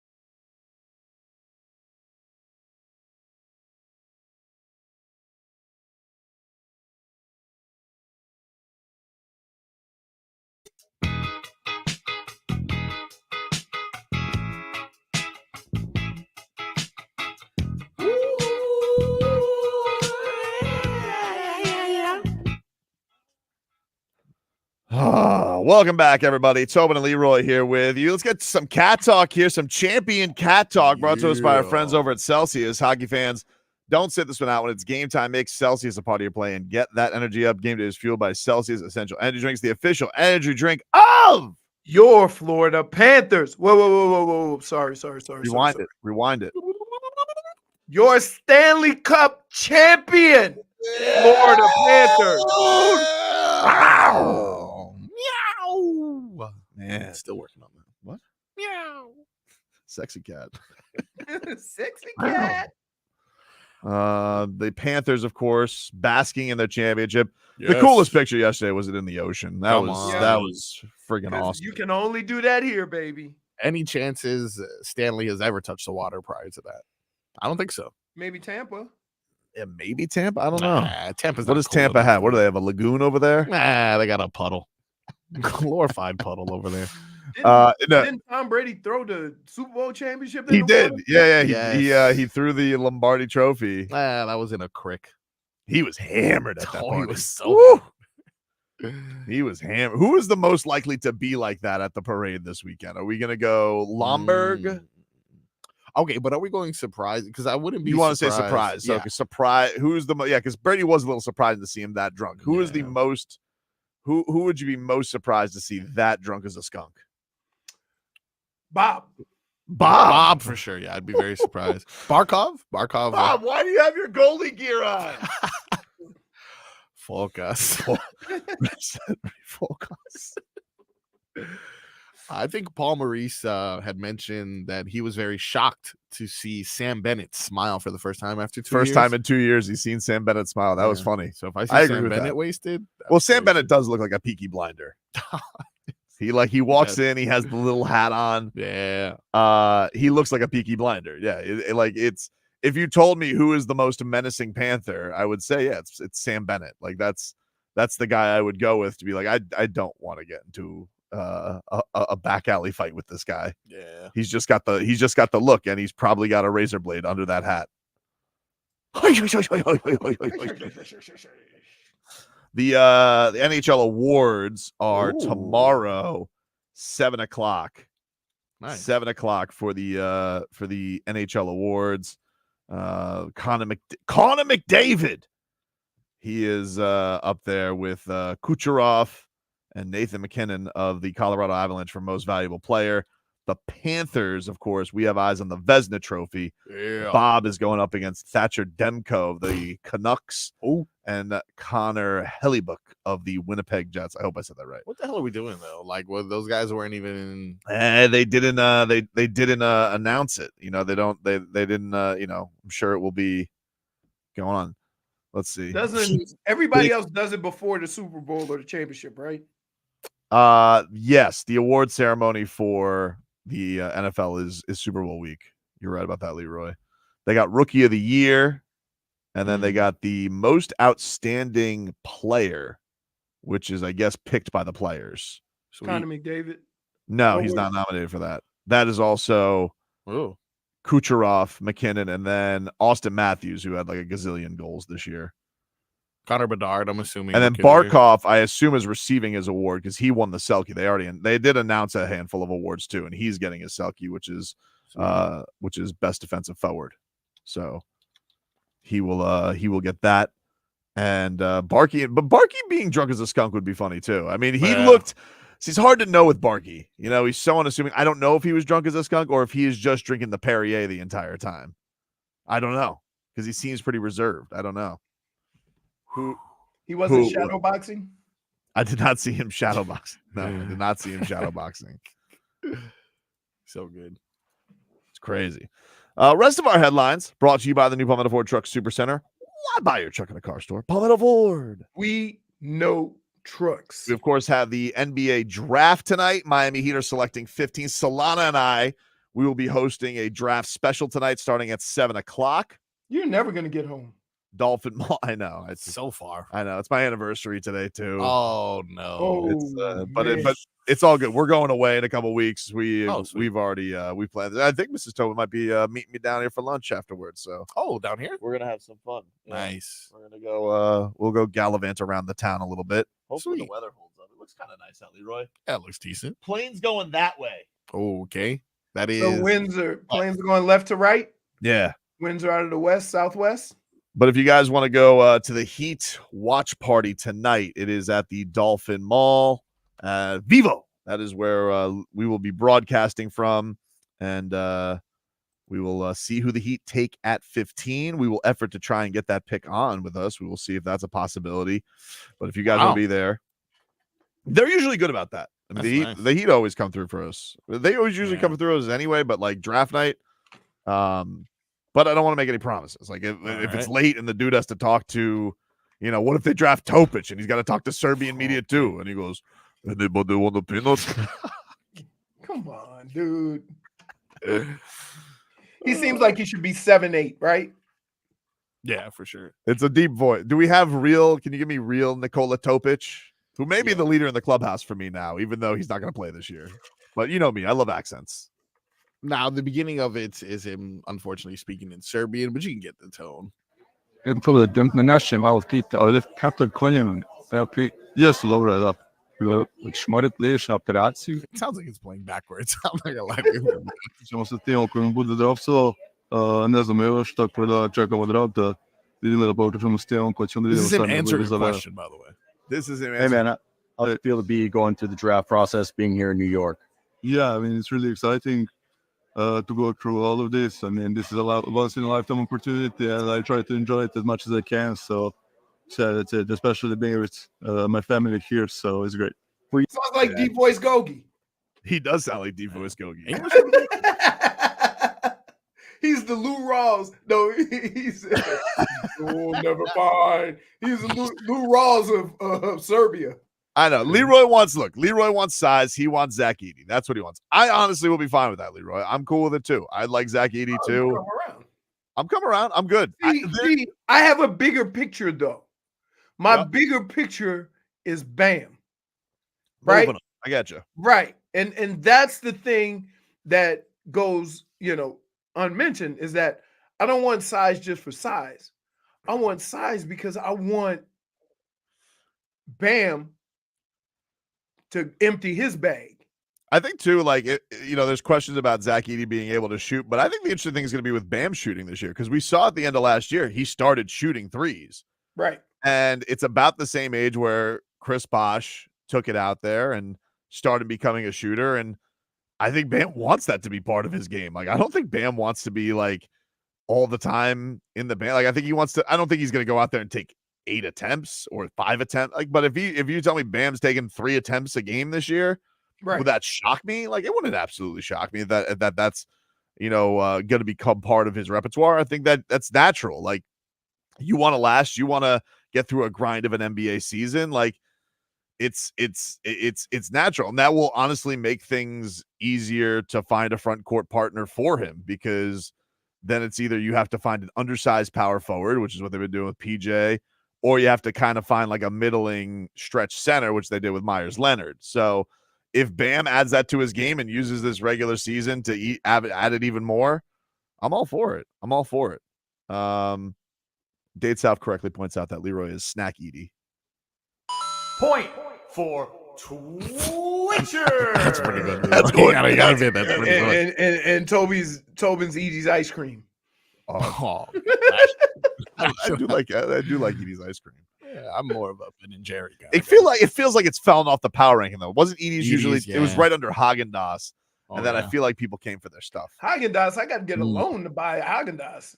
Like them little, it is pretty expensive. Yeah, Publix feels like it plays BOGO roulette with ice cream though, because they got to get that ice cream. Oh, let me so like you'll get some weeks where you can get some BOGO Haagen-Dazs. You know why? Because nobody can afford it. Yeah. So it just sits there. By the way, I found. Can I just say something? Yeah. Is it frustrating for you guys? I very rarely buy ice cream. Mm-hmm. But when I go to buy ice cream, first of all, I can't look into the freezer because there's so much frost on the window. And then I open it up and all the ice cream has icicles on it. Like, that's not a good sign, right? That's from that one person who keeps it open as they attempt to determine, do they want chocolate chip or mint chocolate chip? And 30 minutes go by. And now I have Antarctica on the inside of my Publix freezer. Yeah, it's like it's crazy. I don't know why that is, but like I'll still go for it, even if it has that frosty little cover. Like I don't care. Good to me. You know what one I've been And eating? then here's the other thing. Can I tell you a dumb thing that I fall for at Publix? When you peel that top, that plastic top off the ice cream, you gotta eat all of it then. Because if you put it back in the freezer, you ain't getting the same ice cream. Can I tell you a stupid trick that I fall for that I like? I like that ice cream at Publix that comes in the clear container. Oh, just something about it looks better. I think it's. I don't even know if it's ice cream. Is Not it even gelato? is it gelato? Yeah, dude. Yeah. Oh, and they show you the ingredients and you kind of mix it all up, kind of like a Chobani. Oh, it's good. Yeah. Honestly, what you should start doing is pulling the ice cream out of the freezer, giving your children aprons, telling them to start making it, walk in, give them $1, have them sing the Cold Stone thing, and then you got yourself like an ice cream shop. By the way, I have the story. So this is from the Heat social media. They posted this on the Glen Rice thing. Yes. I was misinformed. They actually used this to get good luck to get Glen Rice, who they picked 4th in the 89 draft. Here was the story from the Heat social media page, Most successful, which includes Andy Elisburg telling the story. Did you know that one of the most successful draft picks in Heat history was made possible thanks to an order of Chinese food? Let us explain. In 1989, the Heat were preparing for just their 2nd draft as an NBA franchise, and we had our sights set on the dynamic scoring guard from Michigan, Glen Rice. On the night of the draft, the front office decided to order up some Chinese food, complete with an extra order of fried rice, to increase their chances of drafting a player with the same name. It's been established that I'm a superstitious person, but I'm surrounded by many other superstitious people. And so the idea to sort of enhance ourselves, for luck, we went to get Chinese food and ordered extra rice, so we could have increase the opportunity that Glen Rice could be our draft pick. The superstition paid off as Glen Rice fell to Miami at the 4th pick, and after 6 seasons and over 9,000 points in a Heat jersey, the rest is history. I really kind of favored Miami. I didn't really tell no one, but I really enjoyed the time I had down there. Several years ago, they tried to change it, and I was like, no. You can order whatever else you're wanting, but we are ordering Chinese food. Because when something works for the first time, why mess with success? Oh, so every So draft? it is a Heat tradition that they order Chinese every night. That's it. I'm eating Chinese. That's tonight. good, dude. I gotta eat Chinese tonight. Chinese is a great meeting food. Like if you could just say, "Hey, what do we want? What do we want? Chinese? What do we got? Chinese? A little Chinese? Yeah, I'll take that. But it's also hit or miss. Oh, it's very hard to find good Chinese. Because listen, it's everywhere, right? And the size of the shop or the restaurant does not determine how good the Chinese food is going to be. Dude, the best Chinese, I don't live near it anymore, but Deerfield Beach, China Gourmet. Good. The GOAT. Okay, but did it never miss? They don't miss. It's like a restaurant, like a sit-in restaurant? Yeah, no, it's like you can get delivery and all that type of stuff. So the Usually they're in strip malls. Like you go Publix, you go. Yeah, it wasn't a strip mall. Right. It wasn't a strip mall. I think it moved. I don't even know if it still exists, to be honest with you, but that was my place growing up. China Gourmet in Deerfield Beach, like the best. I'm gonna tell you this. I'm gonna tell you like this. Growing up in the hood, always a Chinese shop in the hood. Always. Always. Slim is saying it closed down. No, dude, they were the best. Now, can I say this? You were in college. Yep. And a lot of times when you got that Chinese, you were. No, I wasn't in college. This was like my childhood place from all the way up through until my wife and I basically got married. We moved to Delray. This was my place. Because I'm gonna say this because I know that years. Some of the greatest food that I thought I ever had was after nights out. Nah, that's fair. Right? And sober, that place sucked. I'll tell you when they made a killing, China Gourmet. Man, Wilma, when that Hurricane Wilma was hitting. Oh, yeah, because they use gas. They use gas. And dude, they were out there like hot dog vendors with food on the gas line. Woo. That's man, good. they built a new wing at that point. It was great. That was it. You could get Chinese food and Italian. We'll take a quick break. More shenanigans on the other side. This hour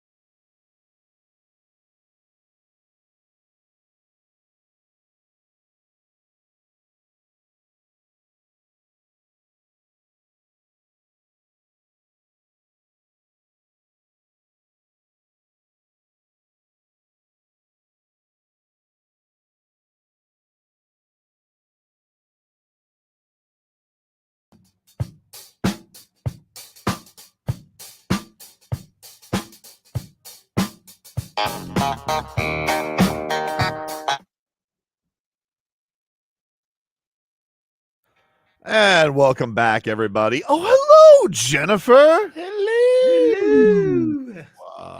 Hi. What's going on today? How are you? It's an OG WQAM shirt. Yeah. It's a very old shirt, right? Not that. You guys see the new WQAM shirts? No. I just picked one up right now. What is They're it? really I'll show you. nice. Let's Get see. me What one. do you got? I What do think you got? it's like Panthers, right? Is it Panthers? Oh, there you go. Oh, it's got some scratches. Those are nice. Those are nice shoes. We should give those away.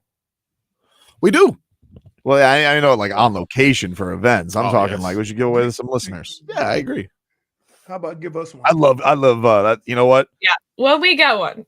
Yeah, right. I love convincing people to I'm like, hey, when I'm doing giveaways at events or watch parties, I'm a hobnobber, dude. I can get people. I'm like, yeah, I'm gonna get you to sign up for this raffle. I'll give you a free t-shirt. Well, I'm pretty sure you'll be giving some out today, right? At Dolphin Mall. I don't know. That's Yeah, right. maybe. Yeah, we got to have a promo team out there, you know? One would think. One would You think. know what? One would think. That's probably better. You guys can get in on the chat, Miami 560 WQAM. John says Dolphins dug in on not giving Tua a huge deal. Love it. Love it. That's another thing that I was ahead of the game on. Just want you guys to know that. You are Chris Greer. Essentially. Because essentially you are. You know what it is though? Like Taking credit everywhere, left and the right. only thing that I want, the only thing you're right. I am curious to see like how much Mike McDaniel can kind of keep up that. Yeah. You know, he likes to try and keep himself separate from all of this stuff. He goes, I am the head of coaching. It's like, yeah, but Tua's your guy, you know, and you guys are BFF, and Tua's telling you I can't separate business and personal. You know, when all of a sudden does Mr. Witty, Socrates man become Mr. Business? Can he handle that? I You just know? think Can he be the bad guy? I just think basically What are we doing here? after going through this once before with another player, that you would kind of guard against that, right? Especially when it doesn't matter how good you are at that position. It just matters when your contract is up, right? That's kind of how that works with that position. With the market, yeah, that is how it's worked. And I guess we've been seeing those reports about look, some owners are trying to put a stop to it because they think, hey, the price has gotten too crazy. Not everybody is worth Patrick Mahomes' money. And right now we're at what Tua is just seeing with his eyes, which is the market is the market. How are we not to know that Stephen Ross isn't one of those guys who's just like, I don't know. I know that he'll pay. I know Stephen Ross will pay for facilities and will pay for all this. I'm not trying to call Stephen Ross cheap, but is there a stance on this particular position that they want to take as an organization? Because organizations do have their policies on how they want to do things and how they run things. Dave South is at it again. I'm just getting annihilated here. When you call me When they drafted Precious, they ordered someone guy. Okay. Okay. Everybody's gonna kill him for Precious is what the one miss over the last decade. We're killing the Heat for Precious. I don't even think he's a bust either. I wouldn't consider him. Here's what a bust. He also got 20th. It's not like he went up. It's not like he was a top 5 pick. Here's what a bust is in sports. Okay.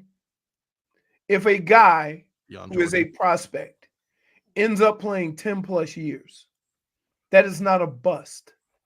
It just didn't work for you. You Correct. understand? He is a NFL or NBA or baseball player at that level. It just didn't work for you. When people call a guy a bust and he goes on and play for 10, 11 years, was he? Is that a bust? I constantly have Precious is still playing basketball. Yep. And you see what I'm saying? Against the Heat, very well. Always. He does. He does play like he hates Spo's guts. His best games. So let's we're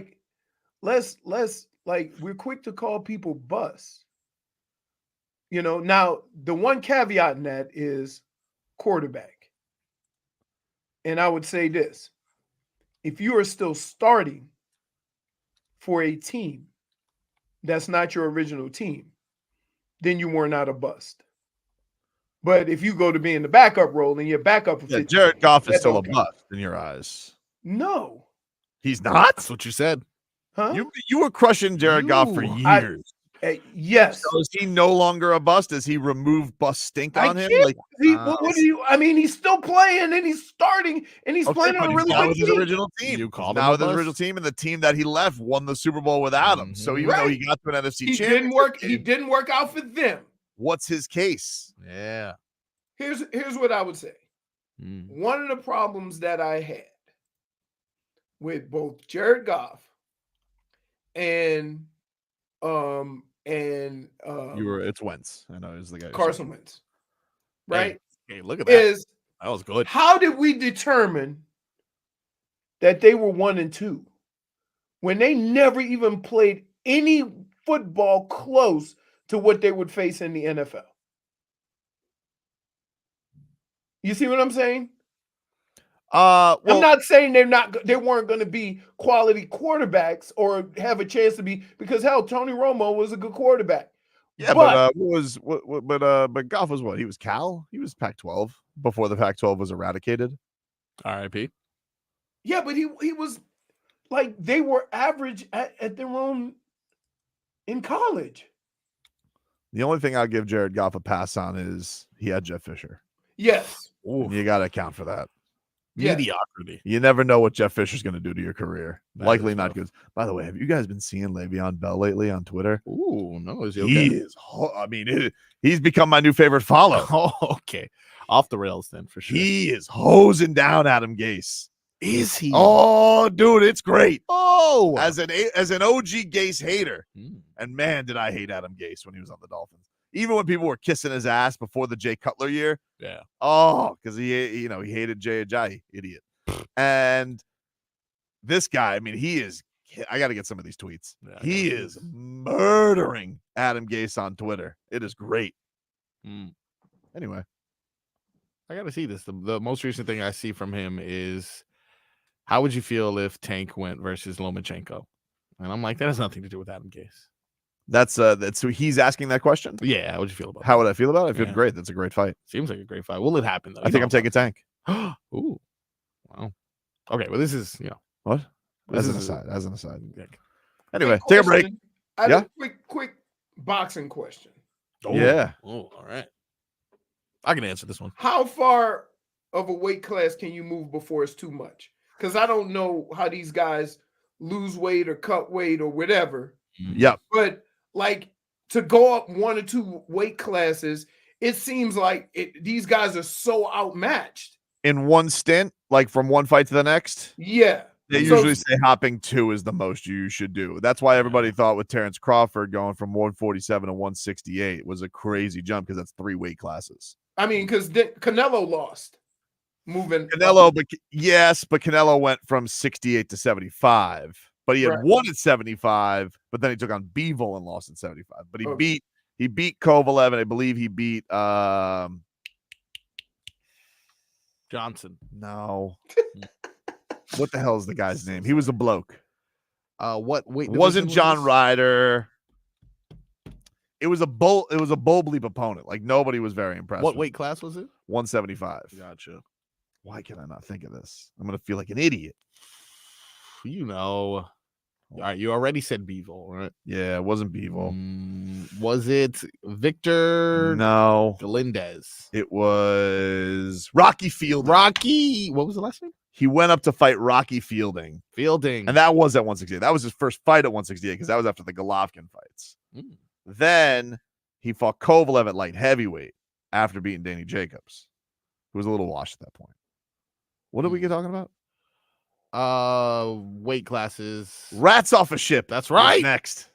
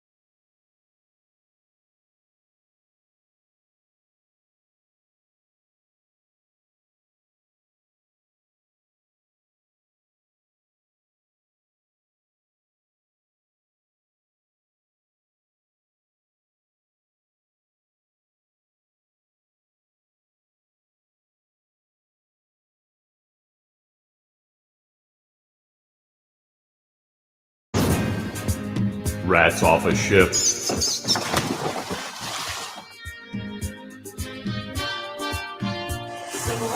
All right. Welcome back, everybody. It's time to put your rats somewhere when they're not on the ice for a champion. It's Rats off a ship, everybody. Rats off the ship. J-Fig will give us some topics. We'll tell you whether or not we will stay on the ship or jump off the ship with our fellow rodents. Hello, Jennifer. Hello, Brendan. What do we have today for Rats off a ship? Our first topic, Kevin Durant being on the Suns this year. I gotta tell you, I'm rats off a ship on Kevin Durant being on the Suns. Where there's smoke, there's fire. Kevin Durant is always unhappy. And if there's one thing that I've learned is when Kevin Durant starts to seem like he's unhappy, he's going to be rats off a ship. Oh, my goodness. Is he ever? So, I'm going to be rats off a ship on him being on the Suns. If there's smoke, there's fire. Leroy? Wow. I'm not rats off a ship. I just think that enough is enough, right? He's got to stay. No. I'm just saying at some point you got to be the guy that turns a team around, not keep looking for a team. You're too good of a player, right? You're supposed to be the difference maker no matter where you go. So where else is he gonna find that talent on another team? So yeah, I'm rats off a ship on that. What about you, J-Fig? I agree with you, Tobin. For the first time today, I agree with you. Wow. Rats off a ship. Honored. Marcos? I mean, how can he be on the Suns when he's going to be on the Heat? That's crazy. Interesting. That is it's impossible. Very You heard it interesting. here first. Rats off his ship on him being the Wow. Sun. Rats off a ship. Jimmy Durant. Bam. Duncan. Like that? I do like that. What do you got for number 2, J-Fig? The Knicks with Mikal Bridges. Rats off a ship. They're going to nix it up Rats because that's what the Knicks do. They overpay. They disappoint. I know they're having their little July parade, which is that's a Knicks tradition like any other. But I don't think this is going to work out for them. I think it's cool. Like, it's a very nice story. All the college teammates back together. DiVincenzo and Josh Hart and Jalen Brunson, and they're the little Villanova Wildcats at the Mecca, bro. But I think Mikal Bridges is a nice player. Is it going to get him over the top? I don't think so. Rats off a ship. Leroy? Rats off a ship. I think the most important piece is OG and Anunoby. If he sticks around. Right. Mikal Bridges will be an added piece. But I think OG proved last year, when healthy, that they could compete. I don't know about winning, right? But I think he's more important than them signing Mikal. Yeah, they only lost 3 games with him, right? Right. So, and then when he pulled his hammy, holy smokes. Didn't he also have the hammy and tennis elbow? I don't know. He's sneaky hurt a lot too. Is he? Yeah. Yeah. We forget this is Raptors business, but he's sneaky hurt a lot. Okay. What about you, J-Fig? What about Mikal Bridges? The Brooklyn Bridge is now in the Manhattan Bridge. Yeah. Is that doesn't really have a Sam? Who cares? They it's New York. Who What cares, do you think? right? It's rats off Who the cares? ship. Who cares? You think I care about your stupid city? What do you say, J-Fig? I just said rats off the ship. Marcos? Rats off a ship. The Knicks suck. Rats off a ship. What about number 3, Jennifer? We have a new haircut in town, guys. Oh? Zach Wilson. Zach I know. Wilson, now of the what is he? Commanders? I think so. Who does he play for now? Yeah, maybe. Zach Wilson plays. No, is he a Bronco? He is a Bronco. I think he's a Bronco. Yeah. He's a Bronco. He is a Bronco. He has So they drafted a quarterback They have Zach Wilson, and who else do they have? I think it's is Paxton Lynch still hanging around there? I feel like Paxton Lynch is still around. I think Paxton Lynch is like 50, dude. Oh, who is he? Bo Nix. Bo Nix. No, but that's who they drafted. They drafted Bo Nix. They have Jared Stidham. They do. Remember when you correct me if I'm wrong, but did not Chris Sims rank Jared Stidham higher than Tua Tagovailoa? Yeah. For the record, Paxton Lynch is 30. Is he? Well, still seems still like waiting he's on been the in the league. Seems like he's been in the league for a long time. I don't think he is in the league. I think he's an XFL quarterback. Last I checked. Who's the last team Paxton Lynch played for? He played last year for the San Antonio Brahmas. that was my favorite team until the kicker broke his neck. He played for the Saskatchewan Roughriders in 21, the Michigan Panthers of the UFL, then the Orlando Guardians of the XFL, and then the San Antonio Brahmas of the whichever one they merged into. Love it. Anyway, what about Zach Wilson, J-Fig? Well, I've got some picks. Tell me how you wow. feel. He's got some new he's got some hair instead of that boyish cut. He's gone long hair. It's like not a mullet. It's like slip back, right? Slick back. This is like he looks like a crypto bro. Yeah, he does like bro. Oh my Cubert. It looks like his hair. He has the same hair as Rat Riley. Just very weird. It's like the slick back, but not cool enough to be. Yeah, he looks like he interns for Pat Riley and is trying to impress him by having Pat Riley's hair. All he needs is an Armani suit. Mr. Riley, I got some moves for you. Get out of here, kid. You think you're impressing me? I'm rats off a ship. He stinks. Whatever. Who cares about his hair? Yeah, I guess he's I'm trying rats to, off a ship. Like, yeah, come on. Rats off a ship. trying to impress his MILF friends. Yeah, that's it. He's trying to look a little bit more mature.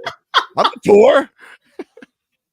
I mean, it's a step up from what he had before. He had the boyish cut before. Yeah, I mean, no one really cares about the haircut, but I mean, Figgy I likes won't be rats off. Can the you ship. tell what his haircut is with his helmet on? No, which is Right. Why we go to the quarterback. And, I will say I'm not you know, rats off a ship, but I Okay. don't really care. That's fair. He's trying to do a thing. Maybe he thinks, Trevor Lawrence got yes. $55 million just having long hair. Maybe that's what I'll do. I mean, good for him. He did that. Great teeth, though. Let me see that again. First pick, Jeffrey. Yeah. He Invisaligns. Oh, he Invisaligns. that is good. Invisalign. He Invisaligns. No, Invisaligns for that's sure. when you. That's when you look. That's the way you look when you free from running for your life. He still looks like he should be quarterbacking like the Hurricanes. Like he looks like a baby. Yeah, for sure. Like he feels, or like he should be at Pitt, something like that. Anyway, Marcos, did I ask you where your rats were? Rats off his ship. Who cares about his hair? He sucks. Fair point. Rats What's off the number 4, J-Fig? The Miami Heat taking Zach Edey at 15. I've grown on it. I'm not rats off a ship. Okay. I feel like not taking Zach Edey or being mad about the Heat taking Zach Edey. First of all, at 15, if they had the number 1 overall pick and you had your reservations about it, okay, maybe we can talk. But like 15, you're going to be mad. They took Jaime Jaquez last year, a 4-year player. Worked out pretty damn good for them. I actually kind of like this idea of taking an experienced college player. And he's a moose. He's a moose. There's no way like the Heat have really, even if you don't move, let's just say the Heat don't start him. Let's say the Heat start him as Bam's backup big. That has sucked lately. They have tried every retread center. They've tried with Orlando Robinson. He's not big on the rebound. And, this guy goes out there. You actually can give Bam some time on his cheeks to rest a little bit. I have no issue with it. I am not rats off a ship on Zach Edey at 15. It's not my number 1 pick that I would go with, but I would not have a problem with it. Leroy? I'm not rats off a ship. I'm all in. got I'm the all bigs. in. I think you get a guy to take up some of that space that Bam has to take up, and Bam gets to be more versatile. Waddle says he moves like a moose in quicksand. Dennis says that's what we need, a huge stiff. Like, you guys A don't lot of know that. people on the chat are rats off a ship. I know he's the most polarizing Lot. player in the draft, but it's crazy to me that you guys know this isn't a deep draft, right? So, like, if the Heat worked him out and the Heat think he can produce for them, he was the best player in college basketball.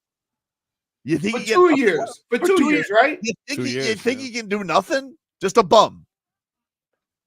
Huh. Slow feet, says Jamie. Oh, Well, I mean, he's 7'4". I don't expect him. We saw the videos of him running. Yeah. Every Slow time I hear feet. his name, I just Let think of that me- video. Jamie, let me make you 7'4" and see how fleet of foot you would be. Like, oh my goodness, where they expect him to be the glove? Spacewalk. Bum. Wow. It's just one word. I like it. Jesus. To the point. Moves like a They'll moose. be enjoying some of your services later. William B. Rats off a ship. Dennis. Terrible idea. Yikes. Someone says, why not just sign Bogdan? if you want Schmeathan. Edey? Tyler Hansbrough also won College Player of the Year. Boxton. How tall was Tyler Hansbrough, though? He was like 6'8", right? Yeah, 6'9", 6'8". Undersized for sure. I tell you when he was shorter. When Udonis hasn't put them bows on him. Yeah. Put them bows on him, dude. Got him listed at 6'9". Yeah, this guy's 7'4". Moose. It's crazy.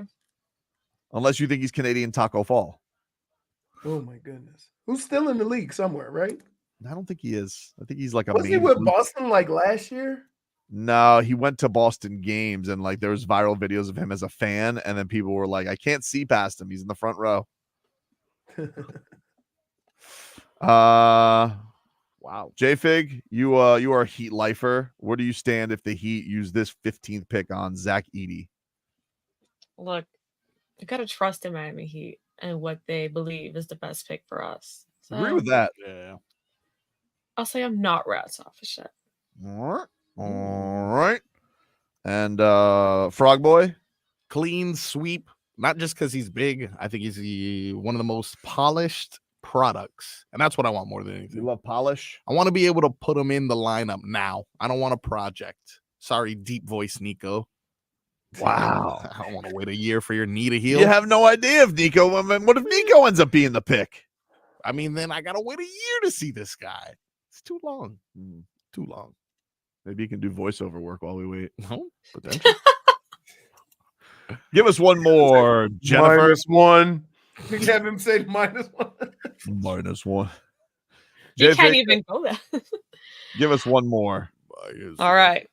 We've got another potty mouth Ooh. among us. Okay. Ooh. Travis Kelce. Oh, I should've Chiefs known. tight end. Apparently, he drops an F-bomb. Oh. I'm buzzing with the boys. All right, this is Travis Kelce. Here we go. Peacocker, dude. I know what's real when I walk into the building.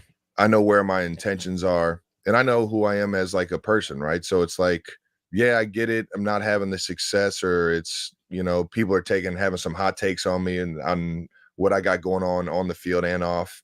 But for the most part, man, I really don't give I just have I don't give a damn syndrome, and I just That's a keep it great moving, trait to man. have. Dude, Is that something? it's lovely. I sleep wonderful at night. Yeah. You know, I'll have a few beers if things are getting, you know, too fun or too bad, and it'll just be, you know, Keep you on to the level. next one, man. Yeah.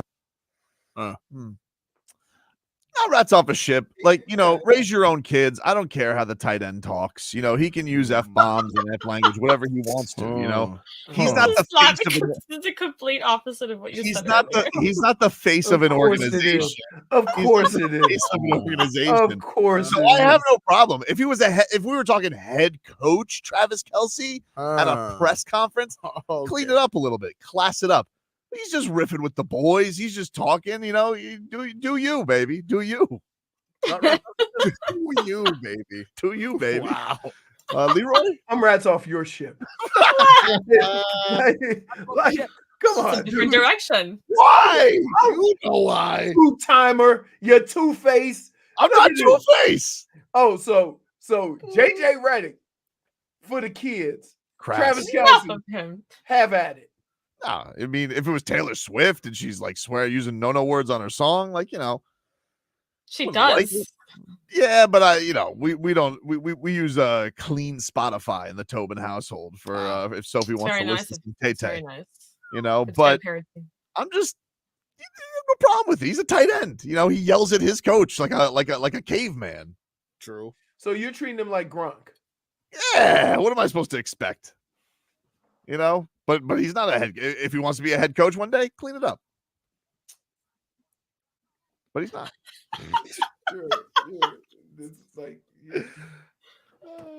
You guys can see the difference. I'm not being a hypocrite here, and I'm not being what? I'm not.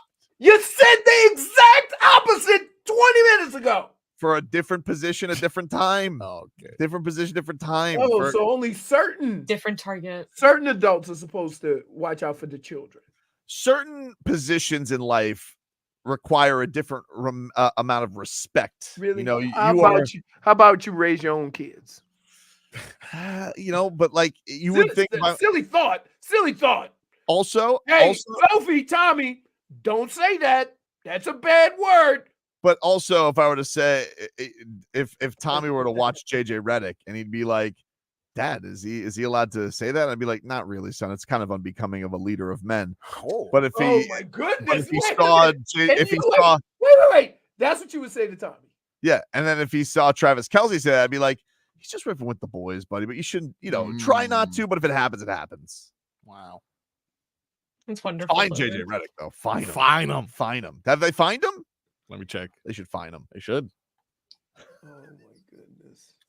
See, there's a difference here. Travis was just on a podcast. Can he really get fined for that? No. Right. Exactly, JF. You're making my point for me. Yeah. Making my point for me. She agrees with me. Which is why I'm not rats off of shit. Boom. I'm not. Ma'am. I'm rats off Tobin's ship. Marcos? Wishy-washy. I'm not wishy-washy. Waves. Rats off a ship. Like the chop is high on your boat. What? Yes. Ooh. Got a small craft advisory in your world. Just JJ Redick comes off as smug, you know. Maybe he tries to get everybody involved. Leroy, doesn't he sound a little smug? Tries to plant the seed in you, like, you know what? He does. No, do not. No. Oh my goodness. Take a break. Final hour of the show coming on up. Coming you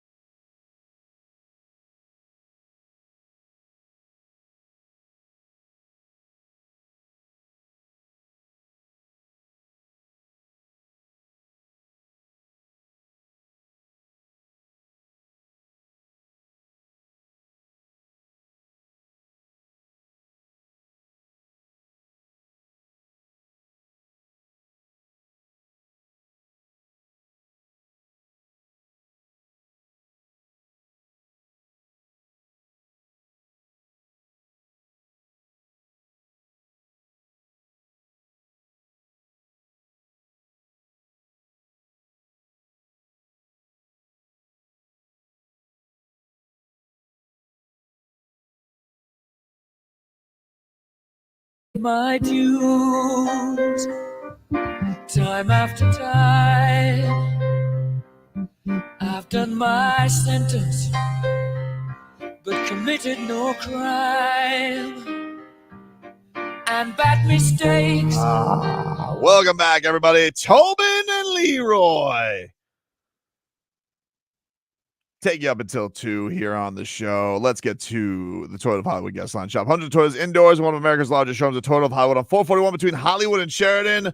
Our Panthers insider, the man himself, friend of the show, a champion. Yeah, champion reporter. Oh man, Long can we get time. that song going again? Hey, that was. I love the way you shaved down. Oh, dude, You shaved I down. couldn't wait. You couldn't I wait? could not wait to get. Oh, I didn't mind all this, but it was in this area that was killing me. I couldn't eat or drink without having some remnants stuck there. I was so yeah. Same, Oh, dude. the Same. flavor saver, baby. Tobin, stop saying same. I deal with the Not same same. problem, dude. I deal with the same problem. I'm very grizzled, you know. and now I'm like, You playoff could have. period You is Very gone. grizzled. Hey, David, you could have taken all the hair you cut off and stuck it to his face, and that would be the most hair that touched his face in 15 years. I'm sure he'd love that. Yes. I'm sure there's Oh, some of it on my shower floor still. If you want me to scoop a little bit up, I mean, maybe get you a goatee or something. Hey, so Very nice. David, one of the things I really enjoyed about the last game, right? Besides the angst, like it was pressure filled all game, but the fact that was the hockey we had grown accustomed to seeing for the last year and a half. Exactly what happened. And win or lose, I was happy they went out or they played their last game at their best and what they were doing all season. And that was the best feeling in the world because at the end of that game, Edmonton looked exhausted. Yeah. And that's what they've been doing. Yep. No, and that'll happen when you have to ride your best players for the last 5 minutes of the game. Like they had nothing left in the tank. But it was very poetic, Leroy, that not only did they play this amazing style all season and get back to it in a very profound way in Game 7, but it was also very appropriate, I think, the way that the final ended, just kind of the way that the Eastern Conference final ended, and the Panthers taking the puck to the boards and just saying, bleep you, I dare you to take it from me. Because that's what they did in training camp. Those were the drills that they finished training camp doing, that the players would get exhausted, that Paul Maurice would keep them fighting one-on-one board battles for 10, 15, 20 minutes at the end of each training camp practice. So for it to come down to literally that kind of play to win a championship, and then to play that style in that game, to give basically throw away everything. Because what happened in games 4 through 6, Florida was, I think, a little apprehensive to play aggressive because of Edmonton's speed and their ability to turn it back around. In Game 7, Florida said, no, bleep that. We're going to play our style, even if we have to be more aggressive, even if we have to put ourselves at risk. And look what happened. They wore them down. So It was very, very cool and poetic the way that it all played out. What was the scene like afterwards? You know, the celebration sinks in. Everything's crazy. You get there on the ice. Is there something that just sticks out in your mind? A player, member of the organization? Like, what was the thing that gave you the most goosies after this is all said and done on Monday night? I mean, everything. The one moment that I remember that was cool that I just kind of happened to have meandered into was Matthew Tkachuk bringing the Stanley Cup to his dad and handing it to him, literally 2 feet from me, and watching Keith Tkachuk lift the cup above his head, and the two of them share that moment. That was cool. But honestly, all of it, I go back to a year ago when I was in Vegas on the ice after they lost the Stanley Cup. And that was my first time experiencing the post-cup thing. So on the ice, it was really cool and all that. And all I kept thinking about was, man, how much cooler, how much more just life-changing experience would this be to do it with my friends, my team, the people that I know. So those thoughts were going through my mind on Monday night when I was on the ice, and I was sharing it with my colleagues, when I was celebrating with the players who I've been getting to know for the last several years, with all the people that work for the team. I had giant hugs with Randy Moeller and Bill Lindsay. And that to me is what I'm going to remember more than any part of this run, was enjoying it with so many people who we all just care about each other. And that was for me like the crowning moment, the ultimate. Give me the goods on Bob. What was happening? What was going on during his? Because I saw they almost left him out of the picture. But like, what was the scene of seeing our boy 72 who played himself into the Hall of Fame? It was cool watching him celebrate with his family. He was very high demand because once they open the ice up to the media, it's just kind of like a free for all. And I definitely wanted to go over and like say something to him, goalie to goalie, because I'm weirdo like that. But I had to like kind of wait for him to not be free. And finally, like towards the end of it, I just happened to be walking and I saw him skating from like one interview to another, and we locked eyes and he gave me that look. And you probably know the look, Tobin. It's the look of an athlete who's about to get interviewed and they kind of know what's coming. So I got that look from him and I was like, no. And I just gave him a hug and I'm just like, congratulations. I'm so happy for you. Enjoy this. And, he said, thank you. And we went on our ways. But like, he was looking like he was on top of the world a little bit. And I mean, that's one of the guys with what he's gone through. Forget the guys like I know Barkov and the guys that have been here for the whole up and down kind of thing. But what Bob has gone through the last 4 years, right? I mean, it has to be like whew, for him, right? Even though he's maintained his composure and he's never lost it throughout any of this. He said he had doubts or whatever, but you wouldn't know it. He still worked. He still busted his ass. He still did, went through his routine or whatever. And at the end of the day, you're like, you know what?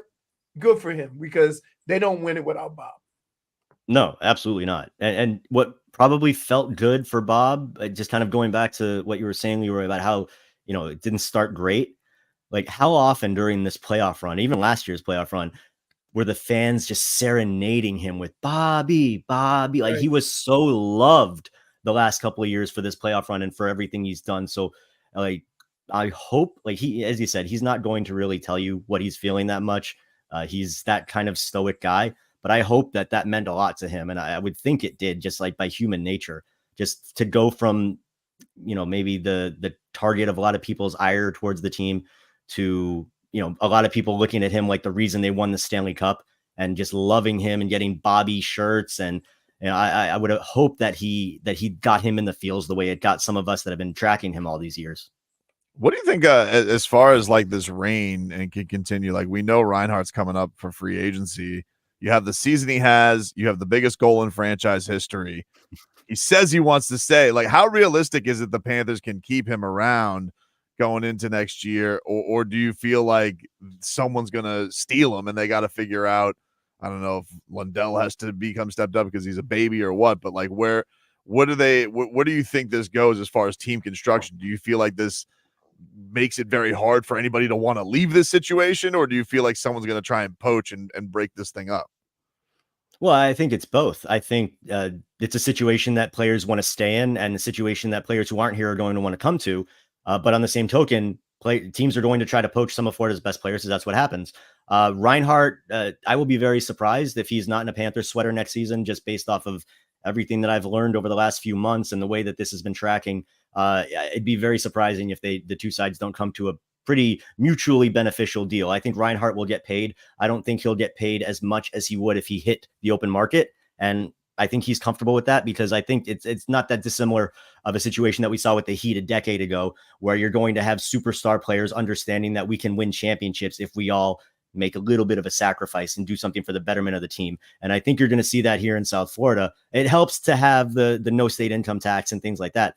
And also the exposure of going to a Stanley Cup champion. There'll be more opportunities for endorsements and things of that nature. But I think when it comes down to it, guys, you have to just say whatever Bill Zito does, I trust that. Yeah, because everything he's done to this point has been great. So he's got a good handle on going into free agency. The Panthers are going to have some pretty good money to spend this summer. I think they've only got like 11 or 12 players under contract heading into next year. But guys, you think like guys like Kevin Stenlund, Ryan Lomberg, like those glue guys are going to be brought back.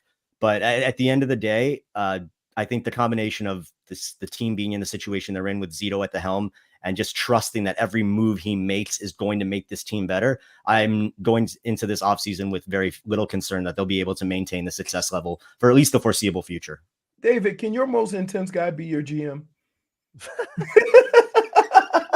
Do you see the video of him during the final? I'm just as physical as this team has played all year, right? As physical as they've been with every team and worn them down and just basically beat them to a pulp. They're not the guy that I'm afraid of is Bill Zito.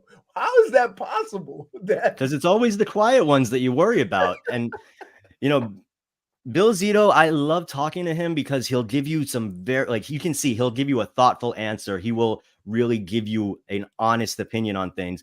But at the same time, he's not a small guy. And when he gives you that look, if I was his kid and I forgot to take the trash out or something, I might lose a year off my life just from him giving that look.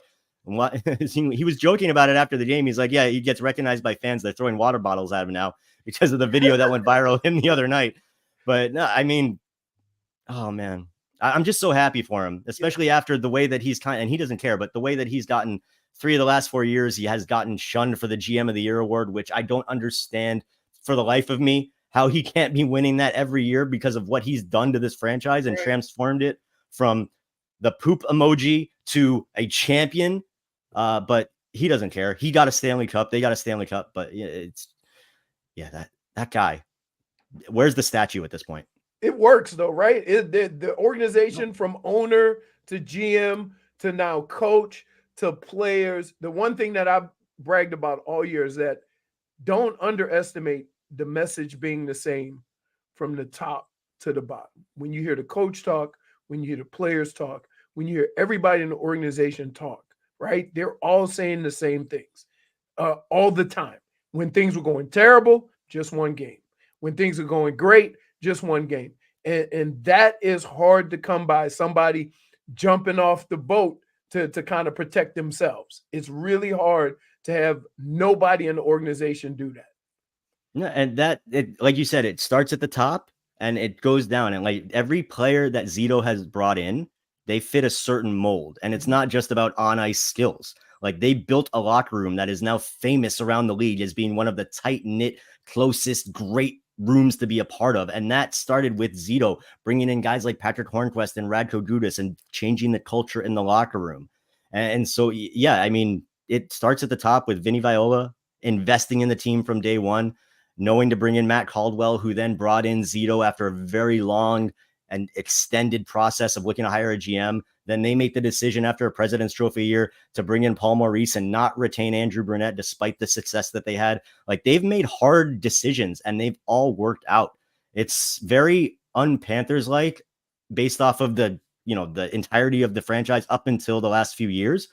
But man, has it shifted fast. And I don't know, we're just all enjoying it right now. I mean, this is awesome. Last 3 years have been awesome. Unreal. They have been. Before we get you out of here, Paul Maurice, I thought my favorite part, other than Bob hoisting the trophy, when they go to him, he's getting talked to ABC. You could just see it all kind of soaking in, that he finally did it. What was it like, the moments with him and just seeing him get that final accomplishment in his career? It was awesome. And like his reaction, talking about like his parents, how he called his parents from the bench. And that was the first thing he did. And how like he wanted to tell his dad that your name, not his name, your name is going on a Stanley Cup with the likes of some of the greatest to ever play the game. I mean, that's just Paul Maurice, right? I mean, he's been amazing to deal with from a media standpoint. We've been incredibly lucky because, you don't, it has zero to do with us what kind of coach you're going to deal with. But no, he's just incredible. Like, you enjoyed it more than Quenneville's grunts? You know what? Q was pretty good too. Like he could have been a lot worse with us, but no, I mean, Paul Maurice he's an easy guy to like, right? Right. Yes, he's easy to root for. Yes. I lashed out because of how he treated Bobrovsky. I was going to say, you got to yes. Oh, because Bob's not 6'4", because he loved Rieger, dude. I've taken some hits saying anything negative about Bobrovsky. So let me tell you, you talk about Bob, you're getting the wrath of Tobin. Right. Well, they go back a ways, probably closer than anybody else in the media down here. It was Tobin and Bob from day one. He stayed away, and they won the Stanley Cup. So what does that tell you? Fair. I didn't stay away. I was bullied by all of you not to talk to him because you guys made up in your crazy mind that I'm some kind of a mush, which is ridiculous. Yes, and that's not fair.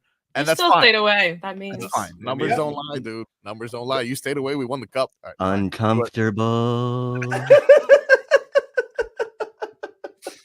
Oh man. Hey, listen, buddy. I'm happy. What are you most looking forward to on Sunday? Are you aside from you get to rest after Sunday for a little bit? Oh God. What are you most looking forward to Yeah, seeing? Are because you the just draft is when? Friday? I fly out at 6:45 tomorrow morning to get to Vegas for the awards and the draft, and I'm taking the red eye back Saturday night to get to the parade for Sunday. I have no idea though what to expect because I've never gone to a sports parade. I didn't go to the Heat parades or the Marlins parades. I've never been. It always seemed like kind of like a hassle and a headache, but I don't give a bleep about that right now. So I don't know what to expect. I'm going there. I don't know what I'm going to be covering, where I'm going to be, but I just want to be there and be a part of it and just experience it the way that everything else has done the last few weeks. Hasn't it been really cool the way the Cup has interacted with the fans of South Florida? Oh, so like cool. nothing crazy. Nobody's done anything stupid. They're all just taking pictures and just enjoying it. Yeah, like I mean, it's a cool thing to watch. It is. And when the dumbest thing you do is pour beer on fans from a balcony, I think you're going to be okay. But that's awesome that like the fans can be so close to it. They were partying at AMSO last night. They're swimming in the ocean with the Stanley Cup. Like that's iconic. That stuff is going to be remembered forever. So to see it happening here, like it's so surreal. You I think the love guy it. with the white gloves has the little shine as soon as it gets out of the? Oh no, the dust I is off? feel like that's Phil. Like I've actually gotten to know him pretty well over the last few years, and he lives for this. Like this is his life. Like he knows when he needs to stay back. He knows when he needs to jump in. But I mean, for the most part, it's just kind of like babysitting and hoping that they don't do anything dumb. Because there have been some situations in the past where the cup's gotten a little dinged up and they have to fix it. But I mean, it's all in good fun. And no, I mean, Phil he's gonna have a busy summer. Not on my watch. Not on my watch. Thinking to himself, why is there a starfish attached to this? All right, buddy. Listen, hey, I appreciate you. I appreciate you. I know this is a busy ass time for you. Proud of you. You've done a fantastic job covering this team. And go follow David Dworkin's news for the hockey news, and him and Roy Bellamy, two hockey Panther OGs. They've blown up. The hockey show on Meadowlark Media is fantastic. Congrats to you guys. Keep kicking ass, buddy. Safe travels to Vegas, and maybe we'll see you around Sunday around the parade. All right. Woo! I hope so, man. Stay in touch. We'll talk again soon. But thank you guys for everything. I appreciate the invites. I love you guys. See you soon. We did it. David Dwork, he's a champion now. No! We'll take a break. It's weird, man. Like you have people that have followed the Panthers, and you could always call David and talk OG. Panthers way back. This dude, boots on the ice, at the Panthers practice rink. Him, Roy, coming in at the old 790 days. He's had that damn Panther sweater on, the number 11 custom Bells jersey. I'm as most happy for those two as I am for the team members. So, I'm really happy to see that they have gotten some shine here as well. They deserve it. Those guys really, really love this. Absolutely. We will take a break and be back with more for this.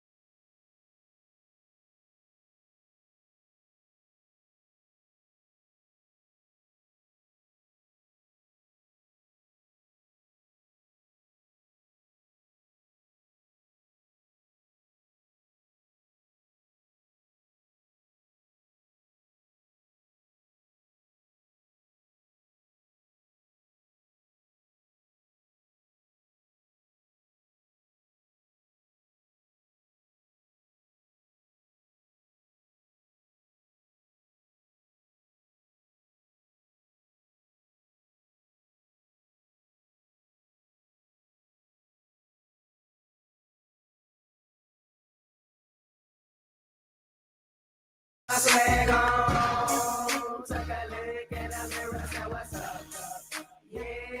right, welcome back, everybody. Tobin and Leroy here with you. Leroy, can we do a weather update? Do the stanky leg, J Fig. Stanky leg. Say it again. No. Do the stanky leg. No. Hey. Leroy, can we get a weather update from the Demesman and Dover law firm? YourAccentAttorneys.com. Free consultation 24/7. Call them at 866-954-MORE. Over at the window, Plex, it's pretty cloudy. The winds are not. These trees are taking a nap. They ain't moving at all. Whatever movement it is, I see a plane. I think he's looping around the land. So I'm going to guess it's coming out of the west, but they're not moving fast enough. And I'm going to say it's about 88 degrees. But I will say this. On your way home, buckle up for a little rain.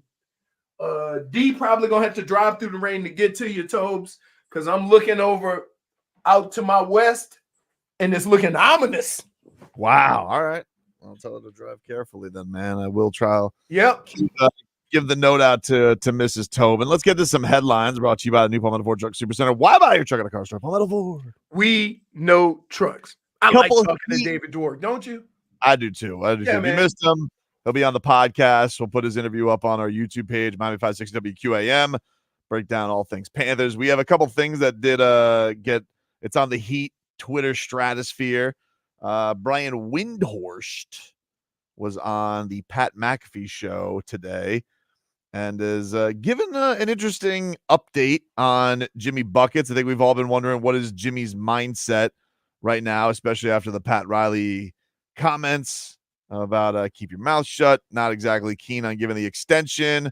Where is this going to be? So a couple things have come out. There was a report today by the Philadelphia Inquirer, J-Fig, if you could put that blurb up, that had said that that sources say the Sixers plan to continue to try and get Jimmy Butler. He forwarded Jimmy Butler to a maximum extension if they can acquire him in a trade. But as of Tuesday, a source said that was unlikely because of Miami's unwillingness to part ways with the six-time All-Star who wants a contract extension this summer. All right. The other part of this, Windhorst has said that some people have reached through back channels, I guess, to Jimmy Butler's team about whether or not he wants to jump ship from Miami. And here was Windhorst earlier today on the Pat McAfee show. From what I understand, Jimmy Butler is going to plan to be back with the Miami Heat next year. And even if there's no extension, he's going to focus on next season. He's got a player option in the summer of 2025 next year that he can use. He can basically be in Paul George's situation. I think Jimmy Butler wants to be in Miami. There's teams that have definitely said, hey, are you looking to get out? And I think he said, I'm solid in Miami. And I think that's been communicated to the Heat. I think Jimmy Butler is going to be with the Heat this year and focus on this season. And then we'll see what happens next summer. I do think the Heat are always looking to improve. They have been in the market trying to add somebody next to Jimmy Butler. We saw them go for Dame Lillard. I think they were trying to get Drew Holiday. I think they will be in the market and see if they can get something done. How about that? Jimmy Buckets, no interest in jumping ship. So you believe this? I don't know. I mean, it doesn't. This is what I believe. All right. Mm-hmm. I do genuinely believe Jimmy Butler loves it down here. I think Yeah, that he I believe likes that. living down here. I think he's opening up his coffee shop here. I think that I think he's found a comfort down in Miami. I don't know if he necessarily wants to go peruse and be part of another organization. I do believe Jimmy Butler wants his money. I do believe that's the thing. But, nothing does change, Leroy. Like, I think from Jimmy's standpoint of the pressure of getting the extension, I think he knows that he is getting older and that this is the best time to try and put the pressure on getting more guaranteed money because, who knows what he's going to be like playing. He's going into his year 35 season. And this is for, this was essentially before he's got 35, he's got 36 guaranteed. His year 37, he wants $60 million. But he does have money guaranteed next year. It's a player option, not a team option. And so, I don't know, maybe the urgency has subsided because he likes it a lot down here. Maybe he doesn't want to go back to the Sixers because Philadelphia sucks. I don't know. I don't know what to make of it. But, I mean, it's fodder season. So it is fodder season. I would say unless you hear it from Jimmy, make nothing of it. Because it's also fodder season for them too, where they're trying to find. Yep. Trying to find info, trying to find things. Exactly. So, no.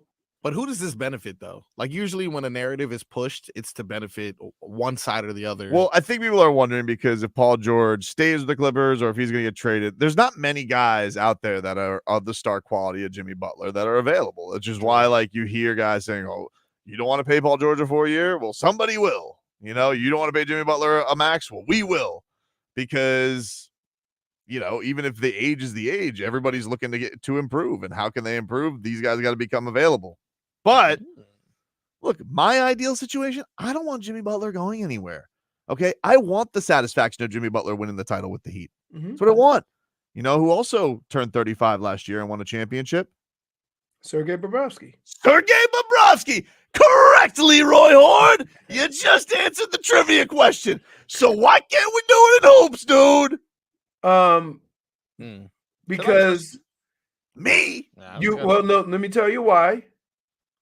Because you know as well as I do that there's going to have to be some kind of move made, a substantial move made, if Jimmy is going to win a championship. That's because as currently constructed, this team is not good enough to win a championship. Right? Will we agree with that? Yes, I agree with that. Okay, so something substantial has to happen. You guys, what is that going to be? And depending on what that is, that will determine how we feel about Jimmy winning a championship. Marcos, you turn it down in here though? It's got a bit of a draft, right? It's kind of cold. Oh, but got cold in here. What is that? What do you think it is? I don't know. Some ice, you know? Could be. You're in the Trail 5. Ice Trail 5. Oh my goodness, are you? I don't want to give you a -1 right now. -1. Who knows? Never know. Who knows? You know? Dude. You guys a fan of the Avengers? You know? Yeah. How Hawkeye? that sounds like a. I don't know. Someone is sanding something. Sounds like there's somewhere. some buzz. Oh, my bad. There's. Oh, yeah. It sounds like there's some trade buzz going on. Don't use sound effects, okay? I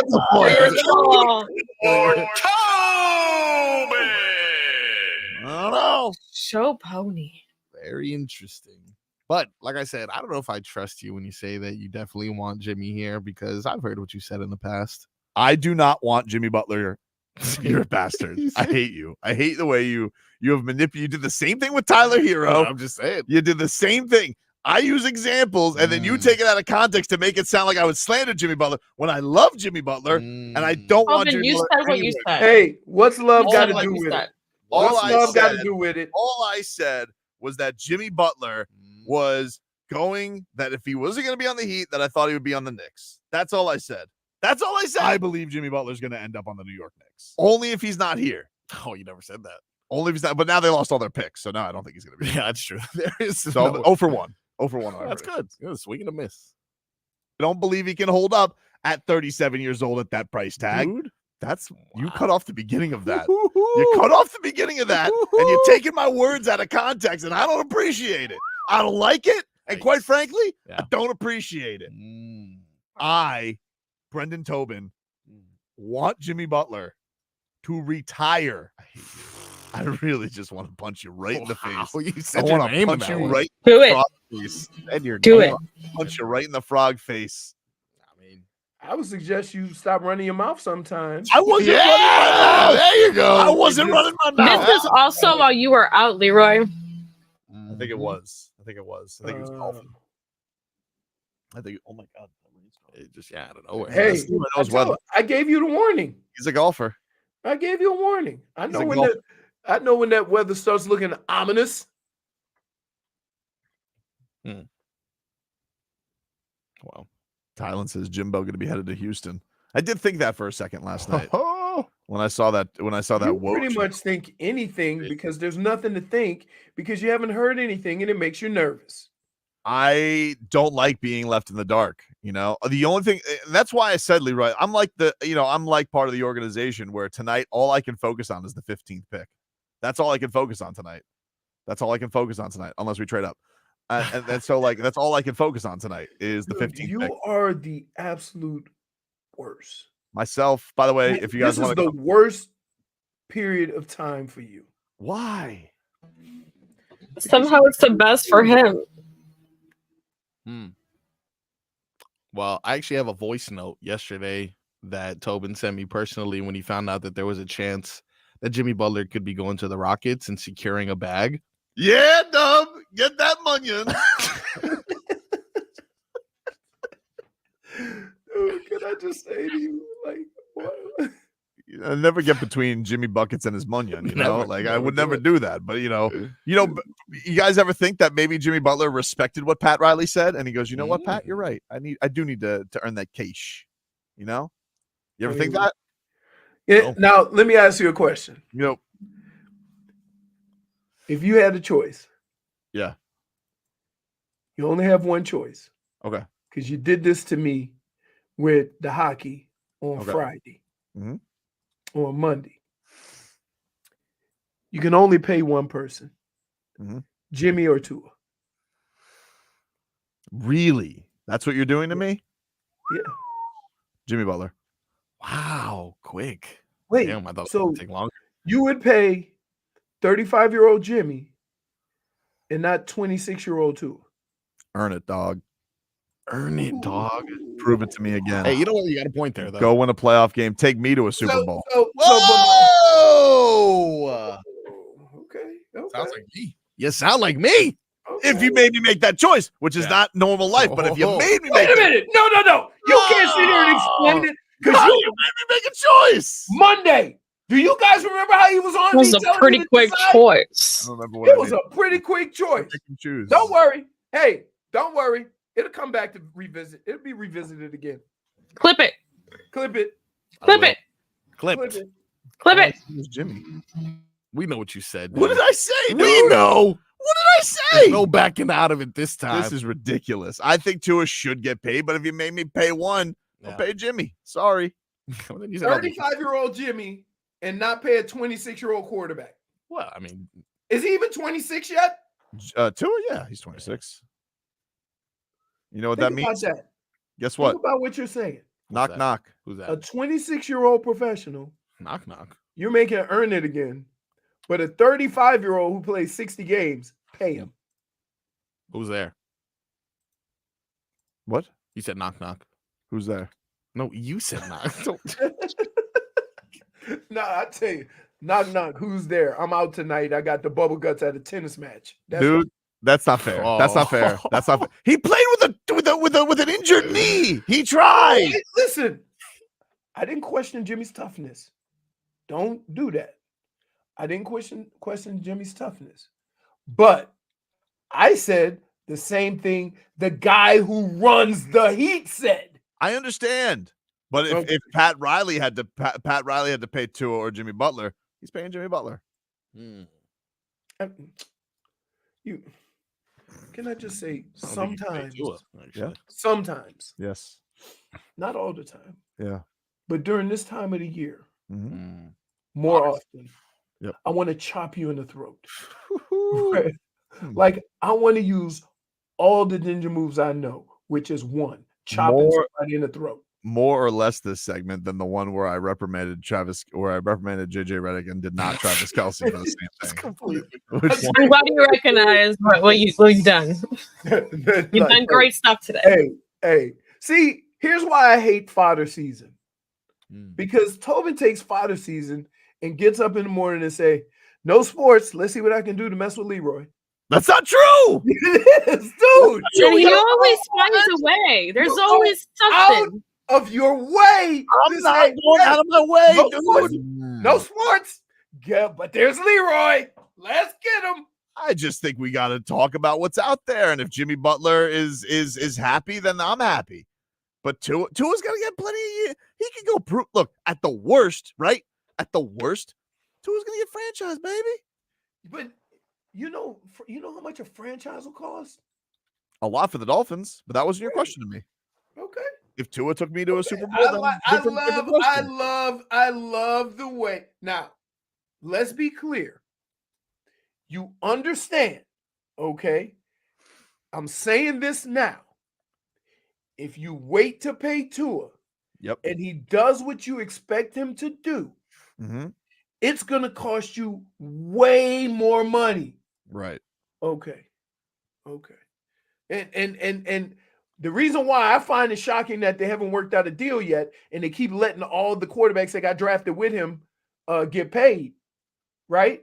Well, Trevor Lawrence was drafted after him. Well, yeah, next year. And he's getting a contract before, and he hasn't done what Tua's done. I agree. Right. So, but here's the deal.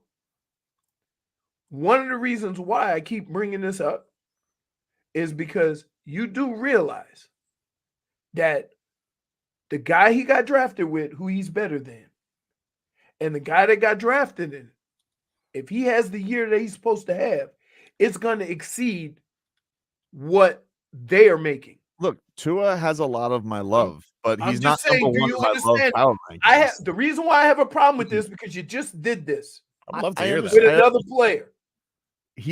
I love him a lot, but he's not on top of Jimmy in the love. with He's him? not. No. It's not even that I'm not in love with him, but he's just not tops of my love power. Guess rankings, what? you know? When it's all said and done, Gotta get your love power. Tua will make more than Jimmy. More money than Jimmy? Yes, more per year when Tua signs his deal. Even if you give Jimmy the extension, Tua's yearly average will be more than what Jimmy makes. Okay. We'll see. It's a fact. He ain't gonna make less than 50. Well, if he stinks up the joint this year and they don't sign him. Yeah, that's true. That's true. But I don't think he will because I'm a Tua fan. I gotta tell you. Just not as much of a fan as I am Can with I Jimmy just Butler. tell you? Right now, you're like Rose That's not fair. hanging on that piece of wood off the boat. What? Hoping that she gets saved. That's not fair. Typical rat That's not typical rat behavior. Yes, it is. That's what I was talking about. Every time you talk about Tua, I'm gonna say, No Rose, wonder there You is only space for one. Basically, spoiler alert, you basically House of Dragon me with the mom with the two babies in the cradle. You basically made me do that. Watch out. That's what you made me do. Hey, I didn't spoil. Listen, I've been Thought you were watching. going to spoil the end of the Titanic. Can I just tell you, since we brought it up, It's been 20 years, JP. what these people do in this movie, they got no couth. They No are good at- couth, dude. The only thing that's missing is for somebody to go and take their dragon and just blow down their whole country, their whole little spot. Because up until now, no dragons have been involved except the one dragon that ate the little baby dragon with the kid on it. That's the only. I didn't know dragons came in such different sizes, but it makes sense. Yeah, it makes sense. You say, wait, did you see how baby that he was on the little baby starter He dragon? was a peanut dragon. Right, he was on a starter dragon. Yes, If I you know. gonna send him this, wait, that's the mom's fault. If you gonna send your little baby to deliver some messages, you better send him on Boss Hog. He was like on a dragon moped. Right. He delivering my Uber. If you guys want tonight, myself, Solano will be at the Dolphin Mall, Vivo in the Dolphin Mall for the Miami Heat official draft party.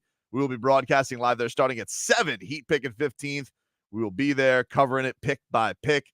We'll see if other moves happen. Sometimes the draft is a busy move night, so we'll see if that happens as well. And everybody have a fantastic rest of your day. We will talk to you rascals tomorrow. Israel! 20 people only right here on Tobin and Leroy. This is a monumental moment in my life. I'll see y'all when I see y'all.